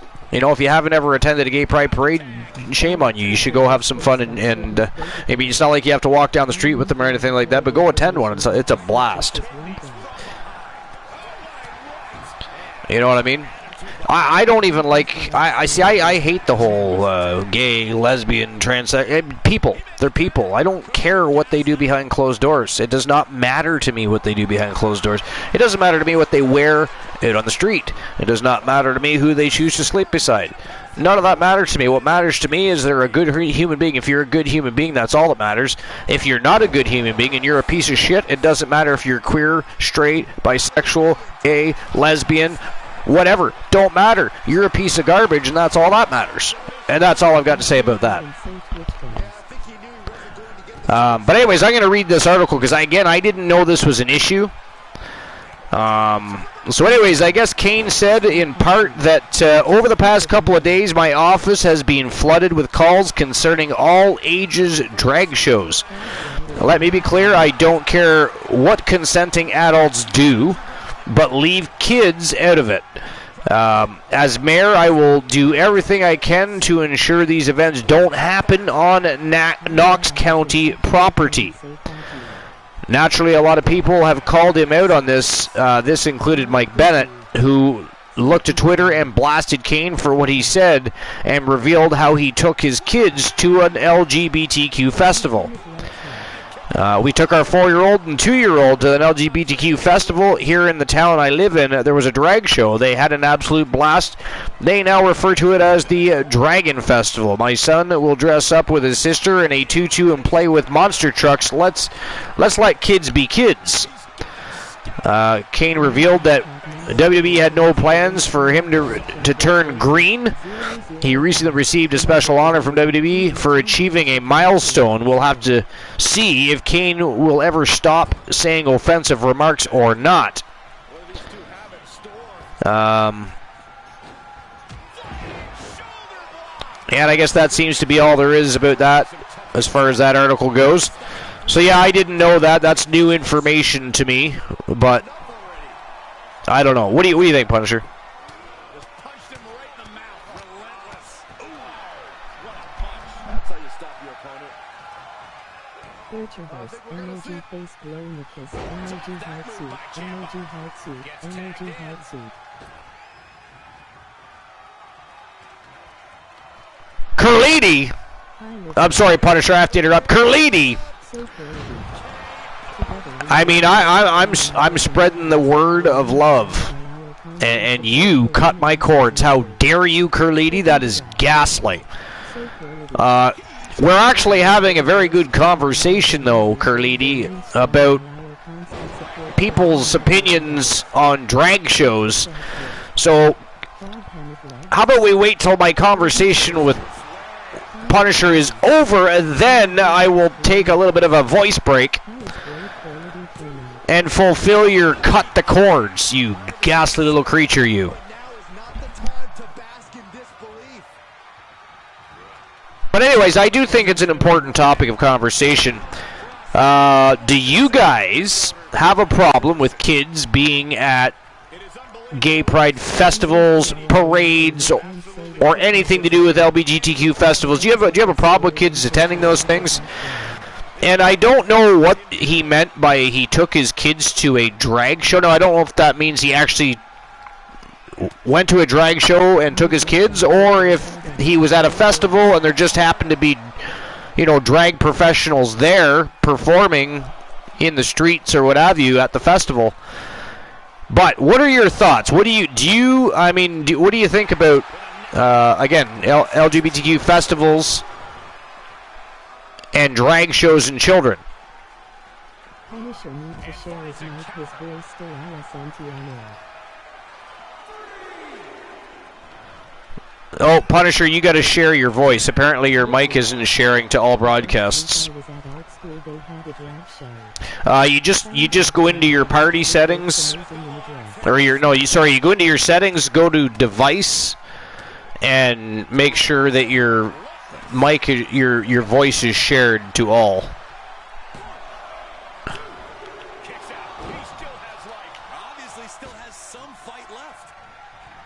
It would be your headset.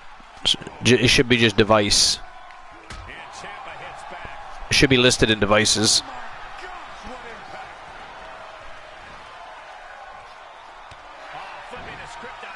It'd be like your mic setting or whatever it'd be.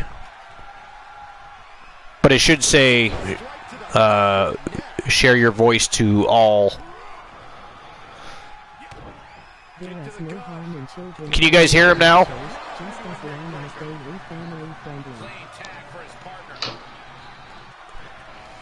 Curlini says... Wait, let's see. Hold on. I gotta go back up here for a sec. The first week I was at art school, they had a drag show. Found out the guy I worked with looks amazing in a dress. Curlini says there's no harm in children attending drag shows just as long as they're family friendly. Totally agree with Curlini.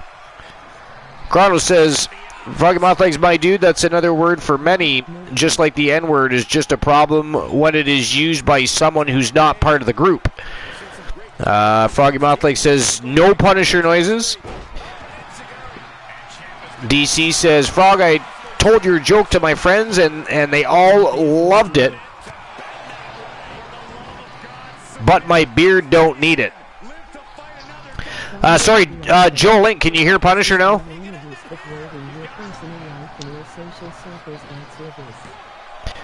Try going into the party setting itself from there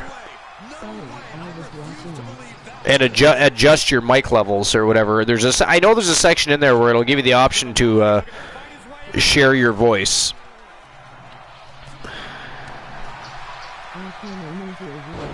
DC says, yeah, she can only hear me as well. So it's like I'm talking to myself. And that makes sense now why Glenola said that way back when.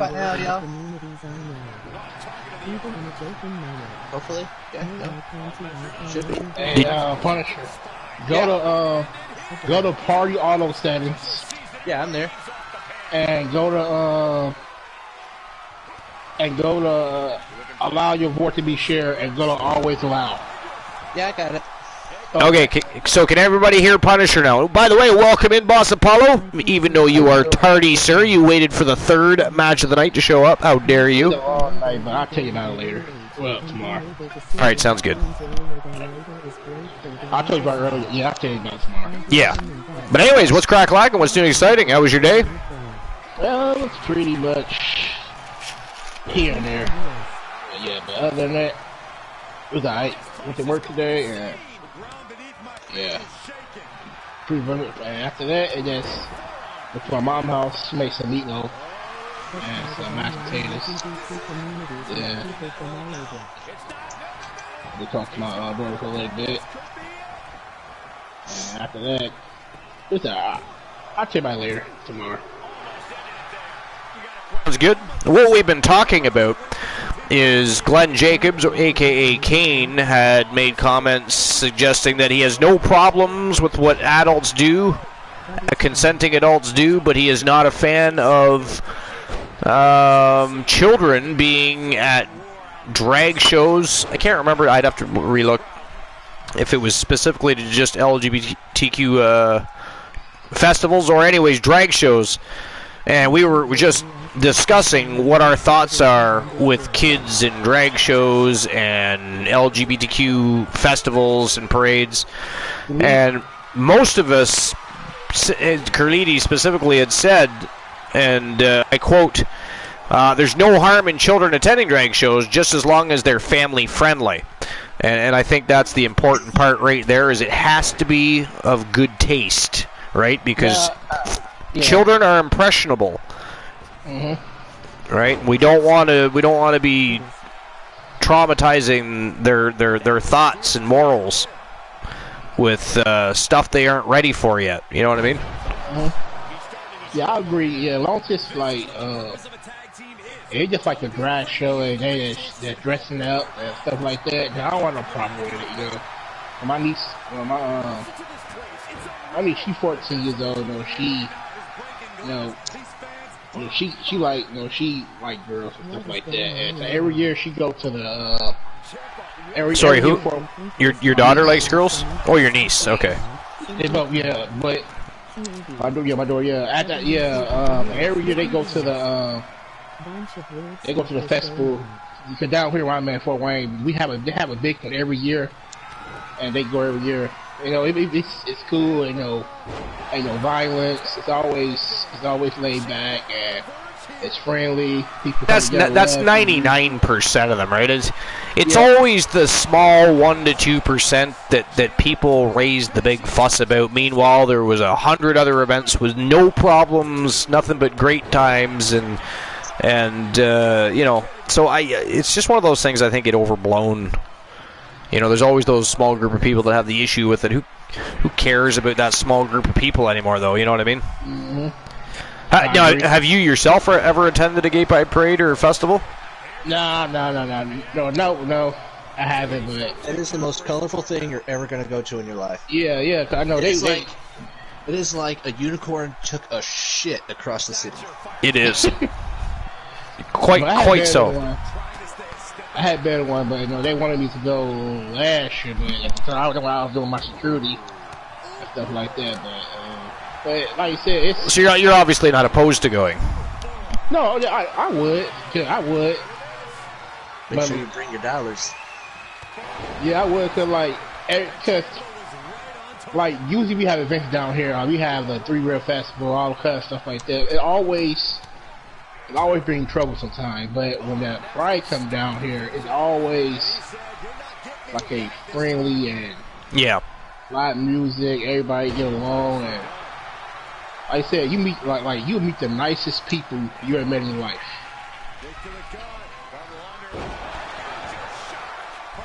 Joe Link says, "How bored were you at work, boss? I know you put in that chat on Discord." Oh wow, that was real bored. By the way, Carliti, I don't know if you make it a point to travel around and attend different festivals, but one destination you might want to add to your itinerary at some point, to your travel list, to your bucket list, or whatever you want to call it, is to our Gay Pride Parade in Toronto here in Ontario. Every year is absolutely fantastic.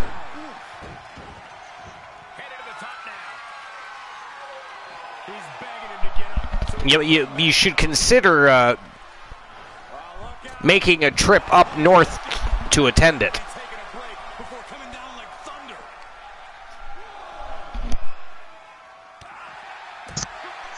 But anyways, yeah. Joe Link says, what's going on in the ring? A bunch of weird stuff was going on. I don't know, Joe Link, because we've been discussing festivals, drag shows, and I've been kind of still had my eye on the last article we were reading. What was happening? I missed it. I mean, I was watching the beginning of the match, and I've seen parts of the middle, but I haven't seen the entire match. Ciampa doing work in the legs. But anyways, yeah. I think that any festival, event, planned organization, what have you, should be open to all people. There should be no worry about age. There should be no cap or age limit. You know, at the end of the day, it's supposed to be a festival of love and acceptance and appreciation and a realization that, you know, the world is diverse and beautiful. So I think children should be involved in that. Now again, if it's going to be some sort of I don't know. If it's not going to be family friendly, like Carliti stated, then obviously not. But Carliti says, "I'll consider it, Archie." Well, you should consider it. I mean, I'm telling you, you would have a very, very good time, Carliti. YT Shadows. Right, some of those shows can get pretty out of hand really fucking quick. They can, yes. So that's what I mean. It definitely has to be kept tasteful and, you know, appropriate for all ages. That way all ages can attend. Right? Yeah, 'cause a lot of festivals that some people have, like during the day, it'd be good, but it's like at nighttime, they're wearing like all the people get drunk and all kinds of stuff. When the kids go away, the adults will play. Right? Yeah, they do. You know, I gotta tell you, the first 3 matches of the night so far, first Public Enemy and the Outsiders, then it was the Weapons of Mass Destruction and the Street Profits, now the Primetime Players and the Gate Crashers. My God, wrestling clinics. I mean, we've had a whole show almost based around just 3 matches. It's crazy. What an evening for the tag team division. All right, so I have to visit the little boys' room, so you two should continue the discussion. Or if you would like to, and you want to change up the topic of discussion, wow, look at that! Good thing I didn't go anywhere. Wow, I believe they just won by countout. I believe they won by countout. I mean, I was literally just about to walk away, and then the bell rang. Ciampa has been impressive today. So we're about to find out. Yeah, they won by countout. Yeah, I thought so. All right, so the winners of the match, Timothy Thatcher and Tommaso Ciampa, the Gate Crashers, with a big win over the Primetime Players. Wow. I mean, there have been some serious surprises already tonight in just 3 matches. Of course, the Outsiders beating the Public Enemy, and now the Gate Crashers defeating the Primetime Players. 2 of the very best tag teams in the world have lost to 2 teams coming in trying to get back into the tag team spotlight. Absolutely crazy. Now, Joe Link opened the betting lines for that, so let me go ahead and issue the payout for that. Just give me a second.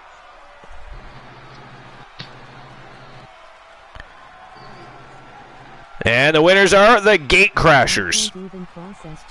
So there you go. The payout has been issued.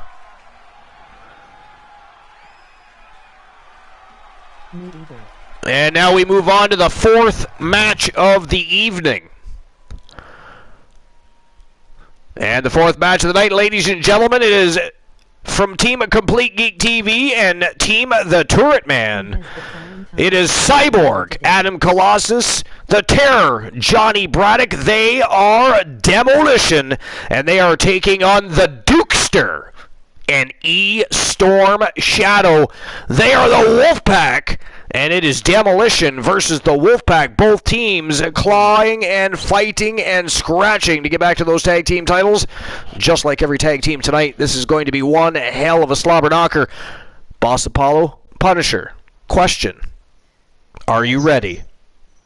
I'm ready to watch Wolfpack G.I. Joe wannabes get their ass whooped. Alrighty then.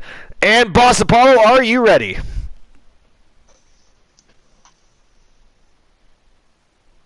Joe Link, you are not the only Boss one. Apollo disappeared. How fucking dare He's very he good has at that. his mic off. Costuming to continue. LUL. Alright.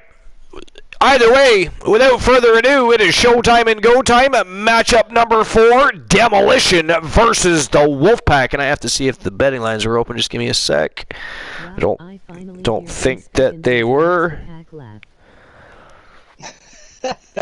Froggy says, I can't even process Ciampa's win right now. Joe says, me either. He has the primetime player's number today.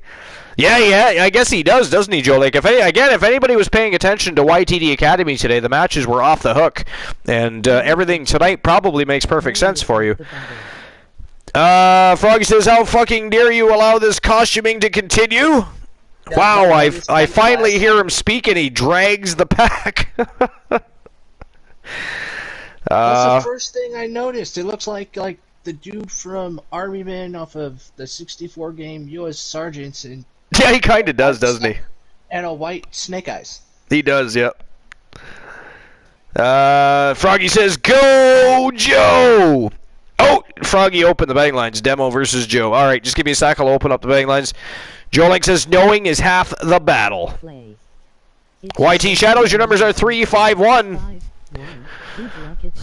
Alright, give me a moment while I open the betting lines. Y'all just open the betting lines because you know I gotta fucking pee, you bunch of bastards. Punisher 25825, your numbers are 9, 2, Bunch of villains, all of you. Punisher 25825. Alright, There are right? some amazing and fun Bunch of channel animals. to choose from if you are Rabid wolves and trolls. And right now they're attempting to murder my bladder. Superstar. Oh, hell yeah, I'll take that. Punisher 25825. So who walks out with the W? Is it going to be Demolition? Superstar. Or is it going to be the Wolfpack? Question hard. What did I do? It's time to thank Archer. 5 minutes? It is not time to thank Archer. Who the hell said that? I should ban you right now. Here we go again. I'm looking. Hold on. Want to become someone else for the day? Somebody ban Krondos. Superstar. At least AKO him for his efforts. How dare you? It is not time to thank Archer. DC says, can I be a tiger? You want to be a tiger? What did I miss? Echo Crondo BR. YT Shadows is Christian Hart. Woo! We have a new 30-second man, ladies and gentlemen. YT Shadows, welcome in. Echo Crondos BR. Punisher AKO Kronos, thank you for the AKO. Appreciate that. I'm sure Kronos appreciates that. All 300 seconds of it. Beautiful tiger. That's a Ooh! 100 seconds, too. Joe Link tossed an AKO in there, too. That makes 600 seconds. It is not Archer appreciation time. Ignore Glenola. Glenola drinks. He's simply drunk typing. That is never necessary. Granola, lay off NyQuil. Right? Get off of the NyQuil. Alright, here we go. 5 minutes to make your bets. And there we go. The betting lines are open. And it is showtime and go time for matchup number 4, Demolition versus the Wolfpack. Let's go! And speaking of go, before I go in my jeans, I'm going to make a quick trip to the facilities. Right now, I don't care if you talk, I'm leaving. Goodbye! See ya. WWE Universe on their feet. So how is everybody?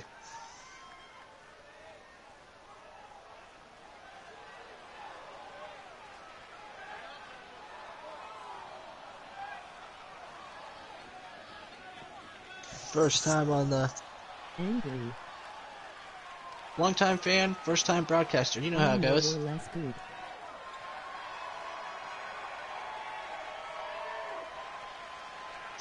The following following contest is scheduled for They should have the Cobra Commander on the helmets way to the LOL. ring. At a combined weight of I am Bruce Punisher 577 I pounds. love it. Demolition! A matchup like this, it's one that the locker Love room it. is Should have waiting had to like see. a, It's one that the WWE I don't know. universe has wanted to see. Doing pretty It's one good, that I've been friendo. waiting to not see. really And it's big on my about to go G.I. down. Joe, Just you know, laughing at the moment. characters, but Laughing Joe. Wanna be maybe you could have fired. matched, you know, instead of having Snake Eyes, put Sergeant Slaughter in there somewhere.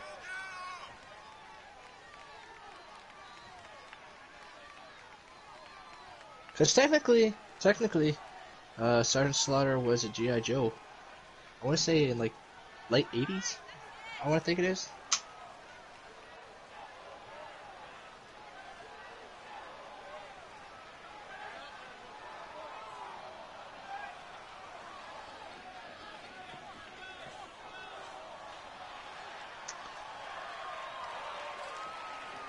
So, Demolition 2.0, or 3.0 at this point, I'm going to call it. I like it. Canonical G.I. Joe. Wow, that's some cross-branding. I only remember a few G.I. Joe people. Right, well, the sad thing is like, when it came to the G.I. Joe people, At a combined weight of well, 467 I'm trying, pounds. like, The Wolfpack. Iron Man on the left kind of looks like Beetle Bailey, now that I look at it. These are two superstars who are equally high Those little level. comic strips. But with the G.I. Joe Who 3-inch likes a kid figures, the wrestle? only thing that they did was they took the mold of the 3-inch figures and they just repainted the same embodiment over like different times and called them different names. It was a strike of genius in the 80s. Beetle Bailey. Like for real, Beetle Bailey and Sarge. Get Sergeant Slaughter in this tag team with Wolfpack and you got yourself an awesome comic strip for the better part of, 30 years to come. Doesn't get any more classics than this. You truly get the best of both worlds, and sometimes pairings you really didn't see coming.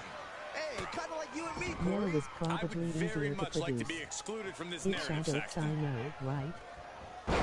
That kid is like, Has been planted. You're so right, Dodges Punisher out of the laugh. way. right? I have the ideas, I just don't ever do them. Oh, stomping away. Stump puller I'm not that creative. I have it in my brain, but I can't ever put it on the game. I don't have the patience. big overhand. Ooh, that hurt right to the kidney. Golly. Boom. He's turning the tables. Who was Braun Strowman's tag team partner who was like 12 years old? Who was that? Wasn't he a sick kid? Tossed into the corner. Nicholas. In full control here. Face first. Ah, kick. Yeah, Nicholas. Nasty kick. Put him and Well scattered reversal Mr. there. Beady Bailey by each other. You got yourself, two farts in the wind. Blown away. Mounted and palm strikes. Brutal stomp to the body. I have returned. And just getting What'd I miss? Anything? brutality. Oh, This when we is talk how you about torture G.I. your Joes, I mean, how, Snake Think Eyes' Nicholas partner wanna be the kind of dress looks like of the Beetle face. Bailey when he goes down the aisle. Comes in off the tag. Match him with Sergeant Slaughter. You can actually call them the G.I. Joes. Welcome back, Archer. Got the tag. And try Thank you, to get DC. it back. You still lacking Boss Apollo? Yeah, I don't know what he's doing. But he Boss does that. Boss is the king of the disappearing act. Like, seriously. He is like, one minute he's here and the next he's gone. There's never a warning. It's just, he's there 1 minute, gone the next. Right, and that is true. I mean, Demolition has been in control of this entire match. Have they really? Yeah. Oh, yeah. Oh, and I will have you know, Charlotte Knight is tearing it up on my side of the house. Fantastic. How's she doing over there? She is undefeated. Undefeated. Continuing her legacy in another promotion. Oh yeah, she. A rejuvenation of her career, if you will. Whoa, what's going on here? Good question. Somebody's interfering. I don't see anybody. I do not. Whoa! Jesus Christ. That was a Frankensteiner from hell. He used his ninja skills. Nice flying crossbody there by E. Storm Shadow. And leave it to Poindexter and Ephraim O'Malley to show up dressed as G.I. Joe characters. That or a Boy Scout. I mean, I can make the puns all day long. Right? I mean, the different incarnations of Dex and Ephraim have been absolutely ridiculous. Right? I'll be completely honest, it's been absolutely ridiculous. From Marty McFly and Doc Brown to... We had Voldemort and Harry Potter. We've had Freddy Krueger and Jason. Now we have G.I. Joe. I mean, what is next? We've even had we even had Buzz Off and He-Man. I mean, what the hell else could possibly happen? I mean, what does Alan Severn think of his faction behaving in this manner is what I really think. I mean, this is supposed to be professional wrestling at its finest, and what we get when it comes to the Wolfpack Wrestle Wars specifically is right. That's what I'm saying. They've turned the entire place into the world's largest cosplay epicenter. It is quite ridiculous. But I will be honest. I mean, the success of their team, it could correlate with the different. I mean, it could just they leave their opponents in such shock when they show up to the ring and see who they're facing. I mean, you don't know who you're facing. You don't know if you're facing Marty McFly and Doc Brown. You don't know if He-Man and Buzz-Off are going to show up. I mean, look at tonight. I mean, people likely expected Freddy Krueger and Jason Voorhees, and what they got was E. Storm Shadow and the Dukester. I mean, it is just ridiculous. You know, honestly, I don't know if it's just going to be like one of those creative trends to try and keep them, you know. Well, now you're just entertaining their antics. Oh, I ain't entertaining shit. If they want to look like G.I. Joe, that's on them. It is definitely on them.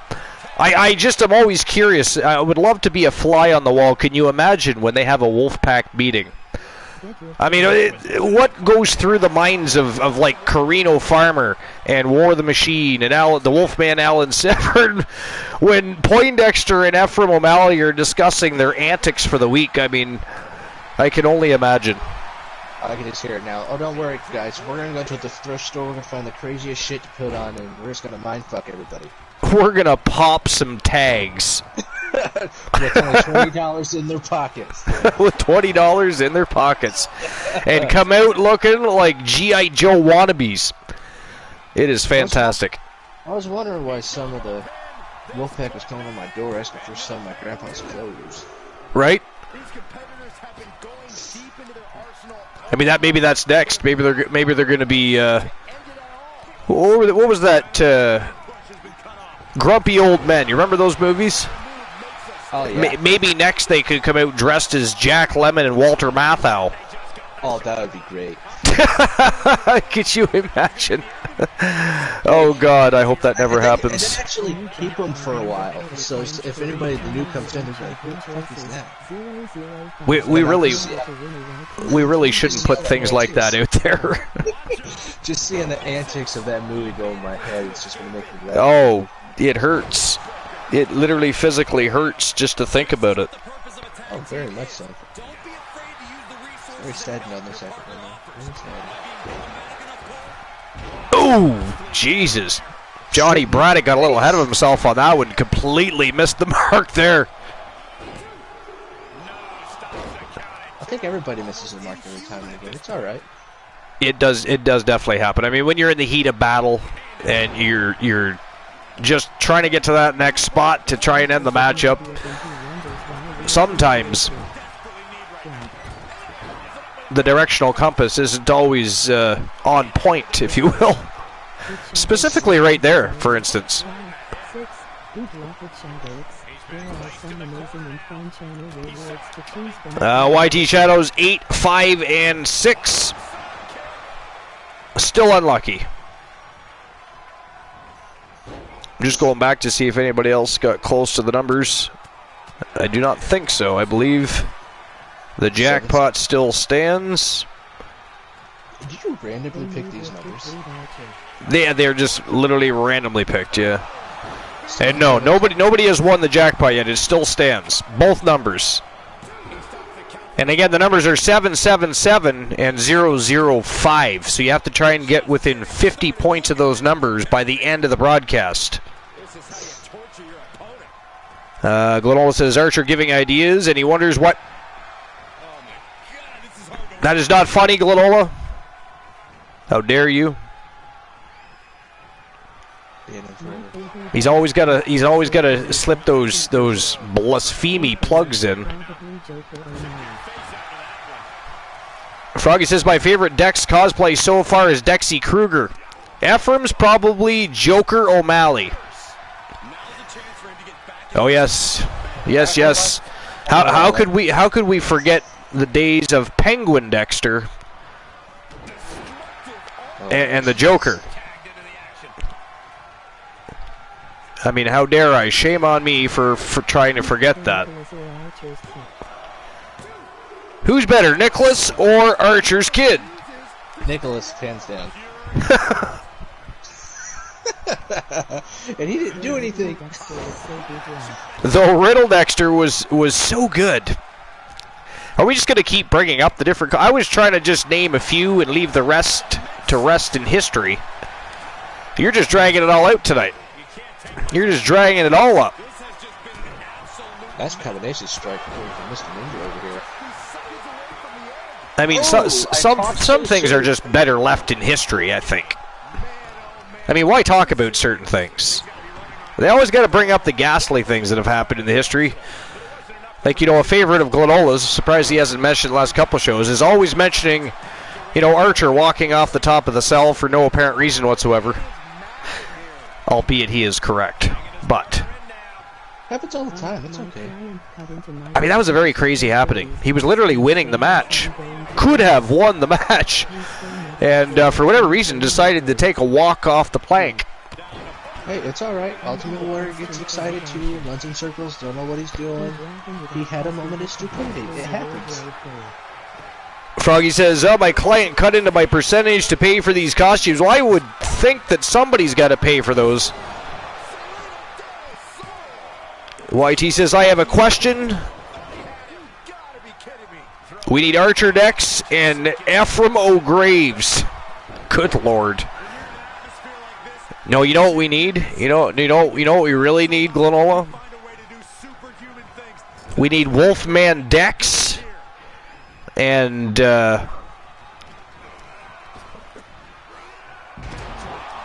E War the Machine. Sorry, I was reading the chat as I was trying to say that. He's dragging it up because he had to help pay for the... Yeah, well, fair enough. You're aware that they come out of the Wolfpack petty cash. Uh-oh. Glenola reminding Froggy that... oh, ladies and gentlemen, that is it. That is all. The winner of the match by submission. Oh. The Dukester and E Storm Shadow. The Wolfpack picking up the big victory over Demolition. Wow. Yeah, bro, I just feel like an asshole.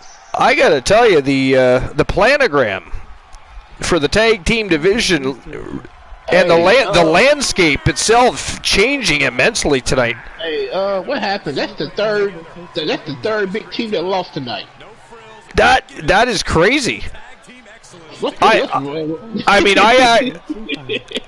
I mean, so according to everybody else, Demolition was controlling most of the match, but apparently the Wolfpack.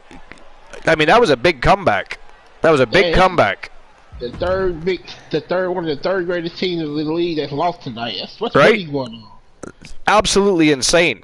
And who was it that was attempting to interfere in the match? By the way, to give. I mean, that's when the tide turned, right? Yeah, there was somebody's music that went up, and then all of a sudden, Science muscles. And then Shadow just got back up and started handing it to, to Braddock, I believe, at the time. That's weird, because the same thing happened in Public Enemy. X-Pac's music started playing and threw them off track. Yeah, same thing. But nobody seems to be actually coming out. Nope. So people are just utilizing people's theme music to throw people off. I mean, you got to wonder who's behind all this. And I mean, it's funny that, the Wolfpack picks up a big victory, right? They've had dealings with the Gate Crashers in the past. I'm just putting that out there. And of course, they've also had dealings with the original Wolfpack, the Outsiders. Of course, the Outsiders lost the right to call themselves the Wolfpack when Alan Severn and his tag team partner at the time defeated them way back when, many moons ago. But yeah, so dealings with both the Gate Crashers and the Wolfpack, and the Wolfpack and the Outsiders both won tonight. Then, of course, there's the issue with Demolition, right? Johnny Braddock. They lost. They lost. He was totally. His attention was distracted by something. Nobody came out. But there was a distraction of, and then Storm Shadow gets up, and again that's where the tide turned. And that's when the Wolfpack took over and made the comeback of the evening, I would dare say. I would dare say the comeback of the evening. So congratulations to the Wolfpack, led by Team Glenola, of course. Congratulations to Team Froggy Mothlegs. That was a big victory over Demolition, and that puts you guys, much like the other two tag teams of the evening, in very good positioning. All right, next match of the night, the fifth match of the evening. Actually, do I have to issue a payout for that? Yeah, I do. Okay, give me a second.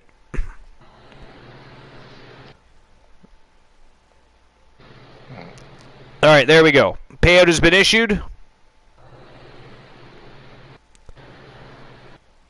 And all right, so we're on to the next match of the evening, the fifth match of the night.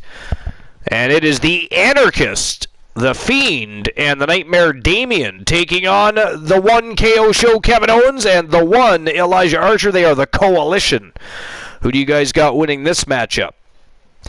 Shout out given to One Woozy TV. Welcome in, One Woozy TV. Hello, Woozy.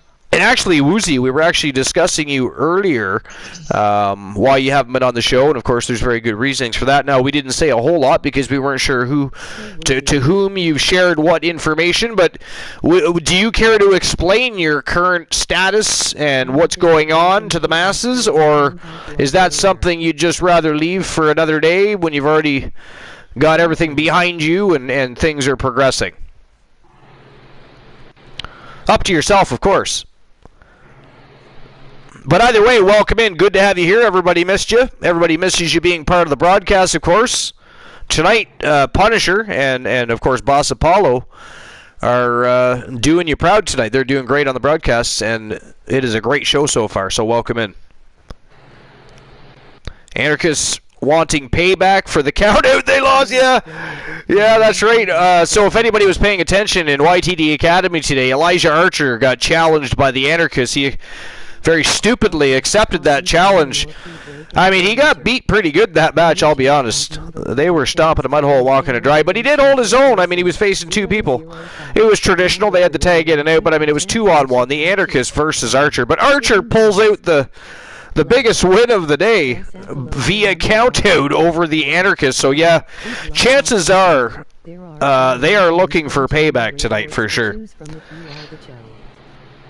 Froggy redeemed break time notice, coffee time, and or pee break at your leisure. Excellent, thank you, Froggy. I will need a beverage at some point. Nice boss today, feels like a good day, Froggy says. Alright, so no betting line open, so we're going to get the next match of the night on the go. Here we go, the Anarchists versus the Coalition. Let's go.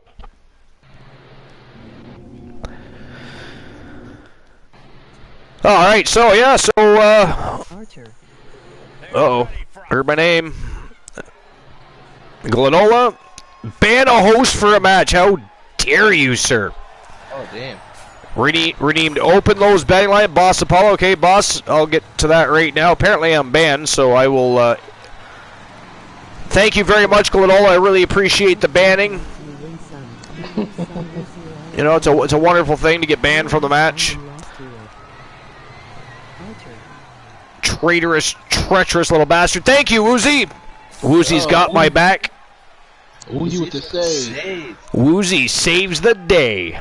Take that, Glenola. How dare you? Holy fuck. That's a badass intro laugh. Froggy says, holy fuck, that's a badass intro. Oh, well, they are a couple of badass people. Or whatever you want to call them. People might be a little, I don't know, optimistic, I think. But, yeah. All right, let me open the betting line here. I do have one question. What in the hell is up with Bray Wyatt's Uncle Harry? Uncle Howdy. Yeah, what is up with that? That is just another crazy thing transpiring in the mind and world of Bray Wyatt. Mm-hmm. Like, is that the only thing that they're doing with him right now? It's kind of like feuding within himself over the emotions? And pretty much. Almost like his own mental hospital that is a television show. Indeed. It's like the Firefly Funhouse is not just external, it's internal as well. It's nuts. But at least it's amusing. I'll go 50-50. Alright, here we go. Betting lines are opening up. Who's walking out with the W? Is it going to be the Anarchists or the Coalition? You have 5 minutes to make your bets, and the betting lines are open right now. Alright. Well, I don't think there's anything really interesting to talk about left in the dirt sheets, now that we've already talked about everything else from dirt sheets to drag shows and LGBTQ festivals. I think it's time we get to a list for the evening. Boss, do you have a list tonight? I can get one. So Boss says no, he doesn't have a list. How dare you be unprepared. Woozy, did you hear that? Boss is unprepared. I mean, that's, I guess, nothing out of the ordinary, but... Archer, I have some good news. Excellent. Woozy, tell me what the good news is. Oh, good news for Woozy. Glenola says I had to ban you from the Coalition match. How dare you, sir? The standards for tag team action just keep getting higher and higher around here. Dismantling the arm in the corner. Gotta hurt. Wait a minute. Oh no. I thought you did it again. I was going to say, I just got saved and you're banning me again, but no, that's not happening. I really shouldn't have put that out there. Thank you, boss. Uncle Henry. Archer, I do have some good news. I may not have to leave out of state. Oh, excellent. How did that come about? And if you don't mind me asking, oh, for God's sakes, can we have a match without some interference, please? Because the Fiend and the Nightmare Damien need interference, right? You know what, Woozy? I thought we had Lil Joey Nightmare. Lil Joey Nightmare just had to involve himself. I mean, I didn't see anybody else come out with the call. I don't see Sami Zayn. You know, I don't see Robert Roode. What the hell is Lil Joey Nightmare doing out there? Woozy, I thought we had passed all this. Ooh, Woozy got 10 minutes of bliss on Boss. Right when you were going to do a list, too. I thought we had passed this. Alright.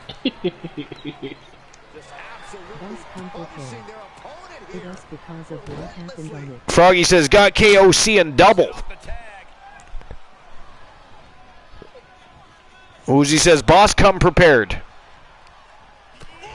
Joe Lake says it's because of what happened on YTD. Yeah, it likely is exactly what happened on YTD that, you know, was the result of Lil Joey Nightmare coming out. But, again, you didn't see the Coalition bringing other people out to the battle. Oh, look at this. Out to the apron. Oh, my goodness. All right, well, since Boss can't do his list right now, and I'm sure Punisher does not have one because he would not know if to come prepared with one. So, as it is, I happen to have a list. Now, I was going to read this list last night. We never got around to it, so we will do it tonight. And it is a list from the Sportster. It was published December 3rd, 2020, so it is a fairly recent list. And it is by Wesley Avendano. And it is the 10 best monster heels ever ranked. Now, I never care to hear the word ranked or top, because it's like, it is simply subjective. It is a matter of opinion, you know? Unless you've actually polled a few thousand people, don't tell me anything about ranked, because this is your opinion and maybe somebody that helped edit the article. But anyways, I could rant about that all night long. Plus, we like to pick apart the ranked and top lists, right? So that's fun. But anyways, pro wrestling has seen some awesome monster heels over the years in WWE and elsewhere. Here's a look at the 10 best monster heels of all time ranked. So for ages, humans have feared monsters. Whether it's the Boogeyman, Bigfoot, or just another monster under the bed, monsters have always represented danger. With that in mind, it comes as no surprise that wrestling promoters picked up on that underlying fear and decided to exploit it. In the wrestling business, a proper monster heel can make even the toughest babyface appear to be in serious peril. So, number 10 on this list is Umaga. So, from the moment Umaga debuted in 2006, he ran roughshod through the most of the Monday Night Raw roster. Depicted as a wild Samoan savage, Umaga was able to showcase his brutality and his amazing agility for a man his size.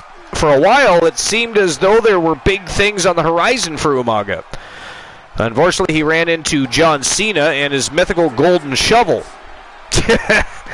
I gotta be honest, I like that, his mythical golden shovel. Anyways, after being defeated by Cena multiple times, the shine wore off Umaga pretty quickly. Umaga would go on to win the WWE Intercontinental Championship twice and enjoy moderate success for the rest of his time in WWE. It leads one to wonder, though, what might have been had Umaga's push culminated properly? And that is a very good question. What do you guys think would have happened if his push had been culminated properly? Do you think Umaga could have been a world champion? I actually do think so. I actually do think so. At some point, yes. Yeah, absolutely. I'd ask Boss, but he got blissed. Sorry about that, Boss. Sorry about your damn luck.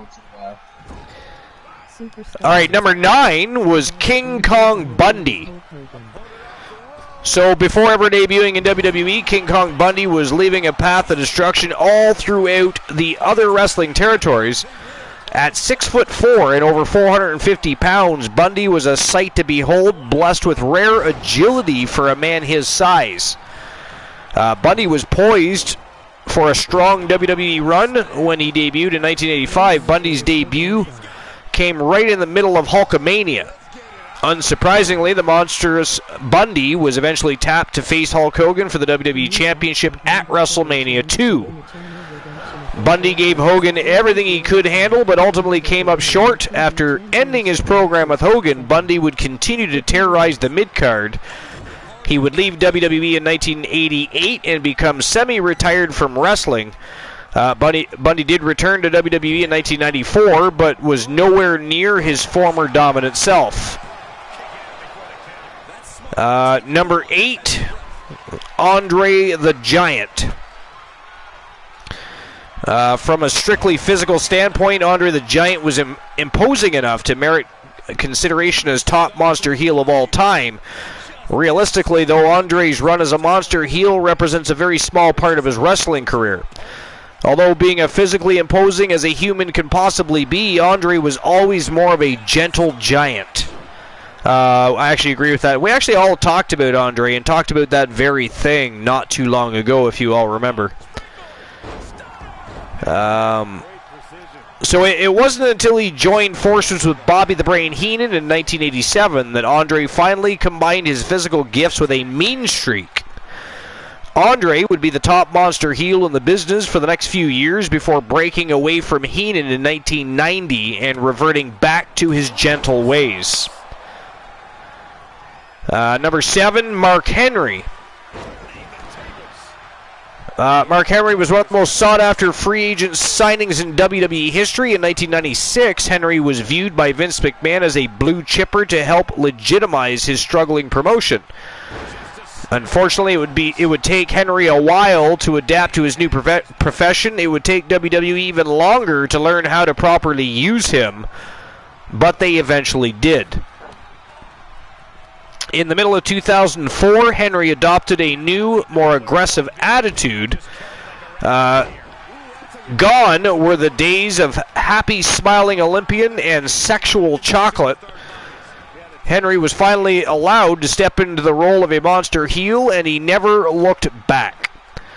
Many fans fondly remember Henry's 2011 Hall of Pain run, during which he finally captured the World Heavyweight Championship that had eluded him his whole career. A man with Henry's strength should have been portrayed as a monster from the very start. And I actually agree with that. Is there anybody else? What do you guys think? Do you guys think they should have more properly utilized Mark Henry at a quicker point in his career and pushed him as that monster heel right from the very beginning? I think they should have done that push after he left the Nation of Domination. After he left, sense. That, you know what? That would have, absolutely would have. I can agree with that. Instead, he got stuck with having sex with Mae Young. Yeah, that's right. Today on Woozy TV is Hulk Hogan. I am Hulk Hogan also. How dare you suggest that somebody ban the host Woozy? Thank you, Woozy. Break time notice for Punisher. There you go, Punisher. Got yourself a break time notice when you need to use one, or have one, for that matter. All right, so number 6 on this list is Bruiser Brody. So over the years, the legend of Brody has left many fans in absolute awe. To anyone who saw him wrestle, Brody was undoubtedly the top monster heel not only of his era, but of all time. Brody mixed his crazy wild man gimmick with his believability that he is almost non-existent nowadays in the sport. Brody was legitimately feared by other performers and promoters alike. Unfortunately, that reputation most likely led to his untimely death in Puerto Rico in 1988. Many fans can't help but wonder what might have been of Brody's career had he joined the WWE at the height of Hulkamania. He would have been the perfect opponent for Hulk Hogan. Although Brody jobbing out to Hogan night after night is a bit hard to imagine. Number 5, Yokozuna. So very few performers have the kind of dominant run that Yokozuna had between 1993 and 1994. Even fewer performers have ever enjoyed that kind of success in their first 2 years in the WWE. Yoko had arguably the best rookie year in professional wrestling. Immediately upon debuting, Yokozuna was treated not only as a legitimate monster, but as a star as well. Excluding the hiccup of losing the WWF Championship to Hulk Hogan in an impromptu match at WrestleMania 9, Yokozuna was absolutely unstoppable for 2+ years. Ultimately, it would be Yoko's size that put an end to his run atop the WWE card. His weight issues became too much to handle, and he would unfortunately pass away in 2000. Very sad too, because again, he was a great monster heel. He was a big part, obviously, of the wrestling royalty family of the Samoan family dynasty. So yeah, that was just as just as big of a blow as losing Andre the Giant, in my opinion. I think. One of the greatest big men to ever step through the ropes. Yeah, absolutely. Totally agree. Probably underrated, if anything. Probably underrated, if anything. I can't believe how many people keep dancing around the jackpot number. Nobody has come even close. It's crazy. Put on some tapping shoes. It is crazy. Well, only 4 left on my list, and that pretty much will eat up Boss's 10 minutes of bliss. So let's go ahead and finish that list. Number 4 is Brock Lesnar. Brock Lesnar is a bit of an anomaly when it comes to being a monster heel. Lesnar isn't necessarily tall, and he's not a super heavyweight. Instead, Lesnar is an absolute freak of nature at 6'3" and over 280 pounds of animalistic brute strength. Lesnar is the most unique monster heel of all time. As if the physical attributes he was blessed with weren't enough, Lesnar also has the resume and skill set that would put even the most accomplished amateur wrestler to shame. From his WWE debut in 2003, his re-debut in 2012, Brock Lesnar has been nothing short of dominant through the entirety of his wrestling career. Monsters might be mythical, but the beast incarnate is as real as it gets. And that is definitely true. He is not just, storied as a monster heel. That dude is quite literally a monster, a freak of nature. Like a god and a Viking fucked and made Brock Lesnar and set him loose on the world. Is what the beast incarnate truly is. Welcome in, Soul Embers. Appreciate you being here, my friend. Hey, Archer, I won't be on because I'm in a shattered mind right now. Well, I hope things get better for you there, Soul, but if you change your mind and you want to let loose a little bit and have a little bit of fun, that might change that mindset a little tiny bit for you and give you that little bit of room to whoop the devil's ass, if you will. Feel free to join us. But welcome in either way. Appreciate you, my friend. You're always awesome, and I appreciate you for being here and being a supporter of the Archiverse on such a grand scale as you are. I already read that. Froggy Mothlegs, take any time you need, Soul. DC says, I swear it wasn't me. What wasn't you? What wasn't you? I missed something. Let me see here. It doesn't look like I missed anything. Okay, it was not DC. DC wants us to know that it was not DC. All right. And she swears. How dare you for thinking otherwise? She swears it was not with... Oh, the slept with a god. Oh, I see where you're going with that there. The Viking Rose Brewer. Now, would she have slept with Zeus? Or like who would she have slept with? Like what? Or like I guess technically Hercules is a demigod. And that is it. That is all, ladies and gentlemen. The winners of the match, the one KO show and the one Elijah Archer, the Coalition, with a big W over the Anarchists. And that is a big day for the Coalition because it started with a countout victory over the Anarchists over at the YTD Academy earlier today.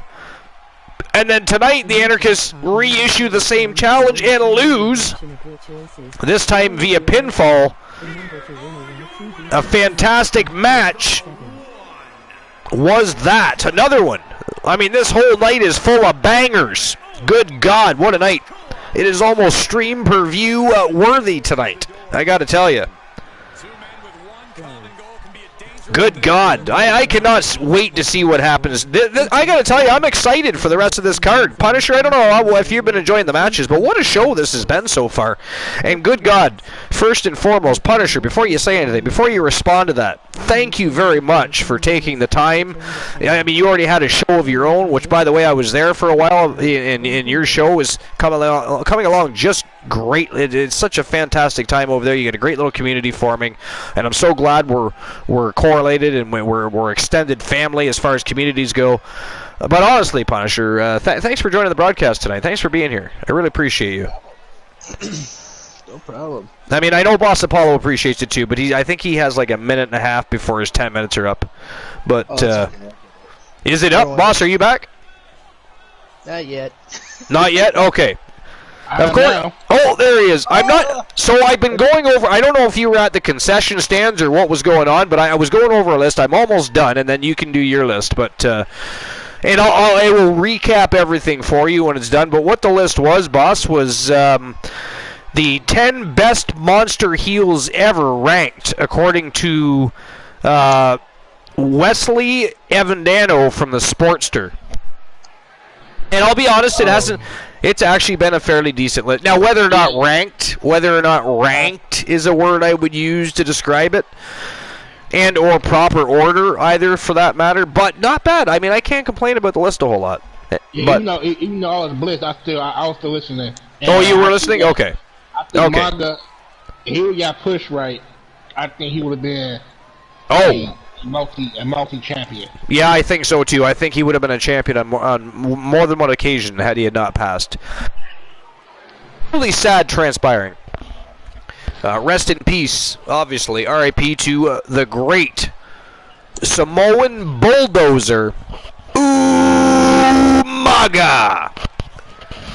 All right, so number 3 on my list is The Undertaker, and I actually thought he would have been listed number 1 if it wasn't for Bruiser Brody, who was listed before The Undertaker. Also very strange. And I got to tell you guys, I do agree with the statement that if Bruiser Brody had not have passed away in 1988, and by the way, if anybody wants to go ahead and Google what happened to Bruiser Brody in 1988 and what happened with his untimely death, please go ahead and do so. But if he had not have passed, and if he had to join the WWE in the height of Hulkamania, I got to tell you, we probably would have had Bruiser Brody versus Hogan before Andre versus Hogan. If I had to guess, either that, or we wouldn't have had King Kong Bundy versus Hogan. We would have had Bruiser Brody versus Hogan. Bundy still would have been there and would have still had matches, but it probably would have been Bruiser Brody. And Brody would have won the world title at some point, I guarantee you that. Guarantee you that. Man, it was too crazy not to. Oh, absolutely. Like was explained, even back then, even promoters were scared of Bruiser Brody, right? So, was there a betting line open for that match? I forget. Yeah, there was. Okay. Yeah, there was. Hold on. I'll issue the payout for that. So winner of the match. Hey, people thought the Anarchists were going to win? Seriously? Honestly and truly? How dare you all? Ha ha! Who's got the laugh last? I almost said laugh last now. I mean, I could laugh last, or I could just laugh now. The Coalition were your victors. And we'll move on to the next match of the evening. So far, no betting line open, so we'll move on regardless. And I'll get to number 3 on my list in a moment. Next match of the night. And again, if anybody was paying attention, Legado del Fantasma had some issues, if you will, so to speak, with Phenomenal Soul over at the YTD Academy. And it looks as if that rivalry, that newfound rivalry, is spilling over to tonight on Wrestle Wars. So we've got Legado del Fantasma versus Phenomenal Soul, led by Team Joe Link's own, the Phenom Joe Lincoln, the Soul Man Jay Simmons, and of course, last but not least, Black Machismo Jay Lethal.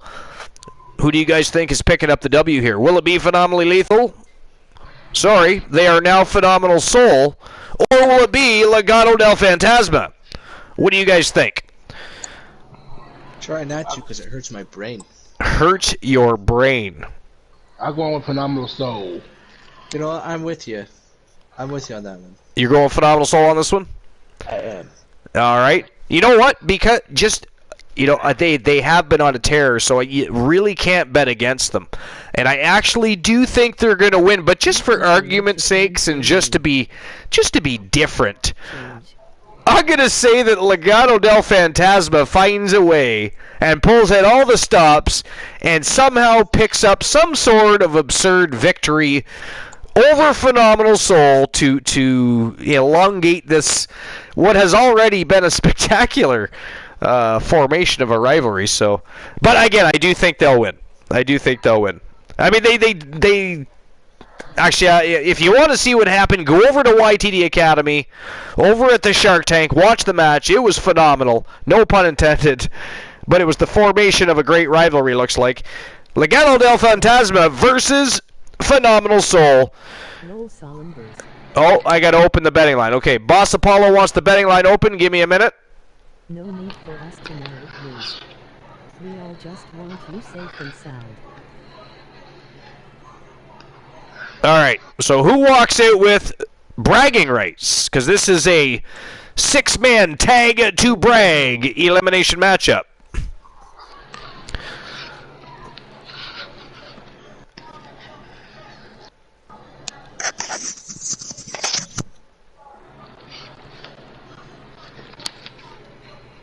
All right, so is it going to be Legado del Fantasma? And we'll just put LDF for argument's sakes, or is it going to be Phenomenal Soul? You're going to have 5 minutes to make your bets. Punisher says Phenomenal Soul. Boss Apollo says Phenomenal Soul. I also did say Phenomenal Soul, but I'm putting my money on LDF. Betting lines are now officially open, so go ahead and gamble away, you bunch of fiends. But it is showtime and go time. 6-man tag to brag elimination matchup. Let's go. Alright, back to my list. Not the list of Archer, mind you, but we should get to that at some point. We should definitely get to that at some point. I mean, if it were up to the great Glenola, he would already have a bunch of words added to the list tonight. I've been very, very patient with that, I think, thus far. Because, of course, DC hates the list of Archer. Glenola exploded the list of Archer, cursed it, and wiped it before the year's end. How dare they? Anyways, number 3 on my list, ladies and gentlemen, is The Undertaker. So when it comes to The Undertaker, he debuted in 1990. He was unlike any other character that became before him. The original Undertaker concept is as close to a real-life monster as a character gets. Equipped with an ominous aura and menacing look, The Undertaker quickly became the top monster heel in all of wrestling. Over the years, he has played different monster heel roles, including his 2001-2002 heel run as the American Badass, and when he was the leader of the Ministry of Darkness in 1999. The Dead Man's legend only grew when he defeated Hulk Hogan for the WWE Championship at Survivor Series 1991. Undertaker would go on to have one of the greatest pro wrestling careers ever. But for many fans, his best incarnation was the original undead monster that terrorized the WWE roster during the early 90s. Well, that was a fantastic period of time. And look at this. If those of you have forgot what happened the other night, Phenomenal Soul did defeat the Coalition in the tournament to become the new Archerverse World Tag Team Champions. And look at those gold belts shine around the waists of Joe Lincoln and Jay Simmons. Fantastique. So, the Dead Man's, we already read that, never mind. I liked that, but I also liked the Ministry of Darkness Undertaker. You know, when he was trying to crucify Stephanie McMahon and all those things that transpired. It was just awesome. And one question on that before you continue on with. Yeah, go ahead. Yeah, for absolutely. Share your opinion. Now, around this time, I was a huge ECW fan. Okay. How is it, at least I know a couple years later or whatever, that Raven pulls his little crucifixion gimmick and the world wants to watch him burn in ECW, but Undertaker could do pretty much perform a ritual on the boss's daughter? You know why? Because one was Raven, one was The Undertaker, and that is the only difference between the scenarios. You're absolutely correct. You know what? It's funny because I wondered that very same thing, but I don't know. It really didn't become a big topic of conversation. I think it just kind of flew under the radar for most people. So it's really cool that you noticed that. I'm sure Glenola did. Raven, he's a big Raven fan. Glenola, I know you're still here. What did you think about that when that happened? When they made a big stink about Raven, but it's okay for The Undertaker to basically ritually crucify Stephanie McMahon on not just a closed circuit television or a live television program, but a national television network airing a show. I mean, it was a much grander level. It really was. I mean, ECW was aired on a much smaller,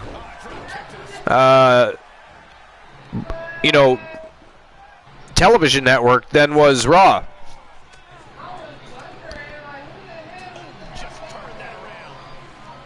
All right, so while we're waiting for Glenola to answer that, or anybody else that wants to give their opinion on the situation or what they thought of that happening, or either of them, either of the happenings. Number 2 on my list is Big Van Vader. And so any fan that only saw Vader work in WWE might be oblivious to the fact that he's one of the greatest big men and monster heels ever. Before making the mistake of signing with WWE, well, it wasn't a mistake because he was just as big in WWE, just as over, he just never won any titles. So I don't think it was a mistake because the man won a lot of money, solidified his legacy as a big man, and went into the history books. So I do not think it was a mistake whatsoever. I think that is a ridiculous thing to say. But anyways, before the mistake of his WWE signing, Big Van Vader struck fear into the hearts of the entire WCW roster. Additionally, before ever stepping foot in WCW, Big Van Vader was a former IWGP World Heavyweight Champion over in Japan, and was considered arguably the greatest foreign heel in Japanese wrestling history. Which is an amazing, amazing feat. I hear Queen Apollo. Queen Apollo, how you doing? Welcome to episode number 408. What's new and exciting? What's crack-a-lackin'? And is Boss behaving tonight, or are you putting him in the doghouse for the night? Is he going to be on the couch for the evening? Inquiring minds want to know. At least I do. Does anybody else want to know? I want to know. Queen Apollo. And by the way, Queen Apollo, when are you getting your own Twitch channel so that you can join us live and ridicule Boss right on live broadcast? Because I'd be very elated for that to happen. I would be very okay with that. As a matter of fact, we'd probably garner the largest viewership in Archerverse history if we could have Queen Apollo versus Boss Apollo, mano y mano, 1v1 via broadcast.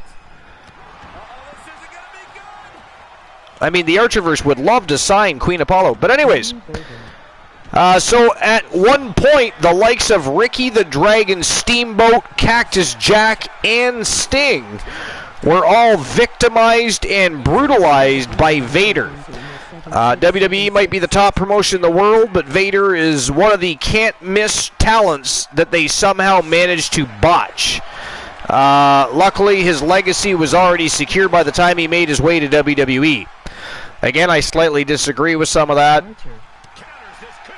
Archer, Woozy, Tree of Knowledge or Rotten Fruit? Okay, give me a moment. Because I have, of course, one left on my list. And then, of course, Boss Apollo has a list, so I will quickly do a Tree of Knowledge of Rotten Fruit in between that. Sir Jack the Greatness, welcome in, my friend. Thank you for being here. Appreciate you very much. I appreciate you all. We have a great fucking community, don't we? Like, we have so much fun together.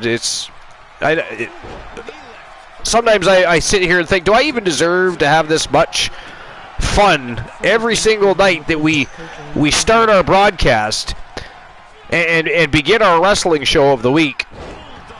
So many great people coming in to have conversation and a good time and continue the legacy that we are building with the Archerverse TV, both here on Twitch and on all. By the way, all of you guys that keep following me over to the Shark Tank over on YouTube and checking out YTD Academy and watching YTD Academy live on weekends, thank you very much, because the Archerverse YouTube channel is smoking hot right now. Subscribers are coming in, the viewership is going up, viewed hours going up. I mean, it is absolutely awesome. We've got matches that are pulling viewership into the thousands, the hundreds. It is absolutely smoking hot over at YTD Academy. Actually, if somebody wants to drop the YouTube link, never mind, Joe Link already did it.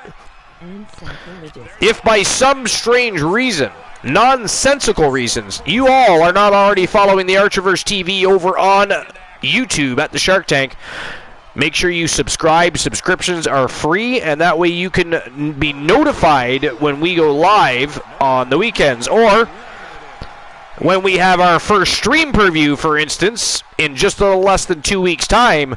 YTD Academy tribute to the troops is going to be fire. You don't want to miss it. But anyways, Sir Jack says, Archer. And I respond with, Jack. Daniels. Shit. In the box. I mean, there's lots of different ways I could retaliate to that, I suppose. But, what's going on, Sir Jack? Alright, so anyways, number one on the list, and I know Glenola is going to be elated about this. He's going to be very happy, excited, if you will, and I'm sure everybody will agree. But the number one monster heel of all time is Kane. So the groundwork for the Kane character was laid down years before his debut as part of The Undertaker's origin story. Kane has the distinction of being the most successful spin-off character of all time and arguably the greatest monster heel ever. Most monster heels typically have one very memorable run as an absolute monster. However, Kane is the rare case where a performer has two equally memorable runs as a monster. In 1997, Kane debuted as The Undertaker's vengeful brother. In 2003, a more humanized Kane reverted to his monstrous ways when he was forced to unmask. Both runs left a path of destruction, but more importantly, they set Kane apart from his monster heel peers. And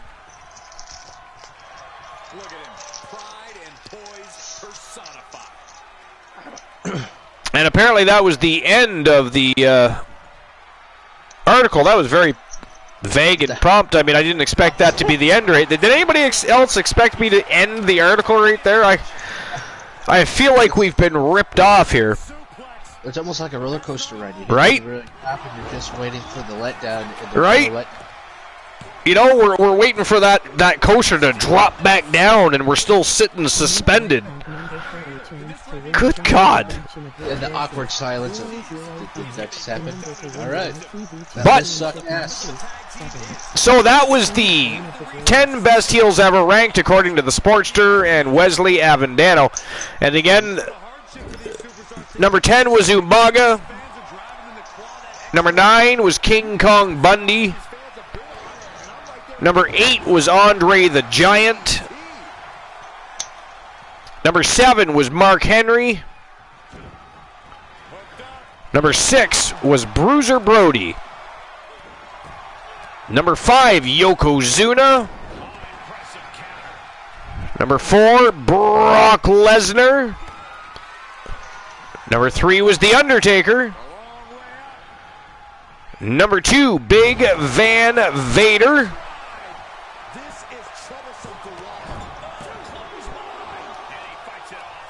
And number 1 was Kane. And that wraps up my list for the top 10 best heel monsters ever, ranked according to Wesley Avondale by the Sportster. Now, I have a tree of knowledge or rotten fruit. Okay, so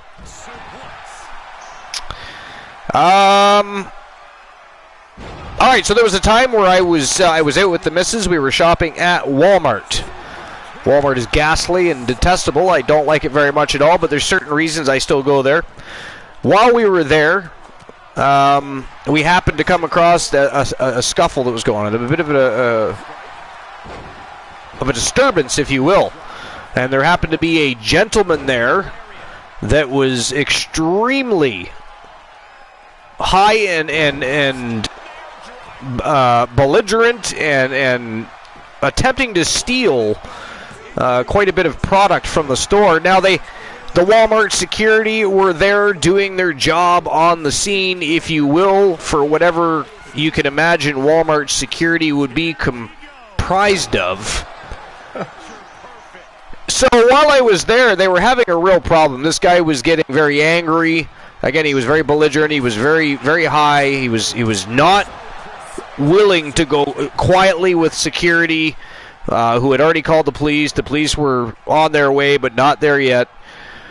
And so this guy kept getting out of control. He ended up pushing the one guy out of the way. The other guy got in front, but didn't know what to do. And when the guy got angrier, he just kind of stepped aside and was going to let the guy go. And I knew the police were on their way, and they had just epically failed at their duty. And there were children and people kind of gathering, watching, because the guy was getting louder. The situation was getting a bit out of hand. As I've stated multiple times over the years, I've been practicing martial arts for 37 years, and if I can't utilize some of what I know to do a good deed and you know, a justifiable situation for it to be performed, not to mention, I did end up apprehending the gentleman. To be fair, before I touched him, I did ask him to remain where he was, and that the police were on his way, and that we weren't willing to allow him to just walk away with the merchandise in his pockets, etc. So he doesn't agree with me. He is absolutely not okay with my recommendation and decides he is going to try to move past me. Well, I mean, I had already pre-planned in my head a couple different scenarios, and that was one of them. So I just simply took the man down, and I literally had him, you're not going to believe this, but I had him in a combination of an armbar and a hammerlock. Just like we see every week on the Archiverse TV, but I did have him in that.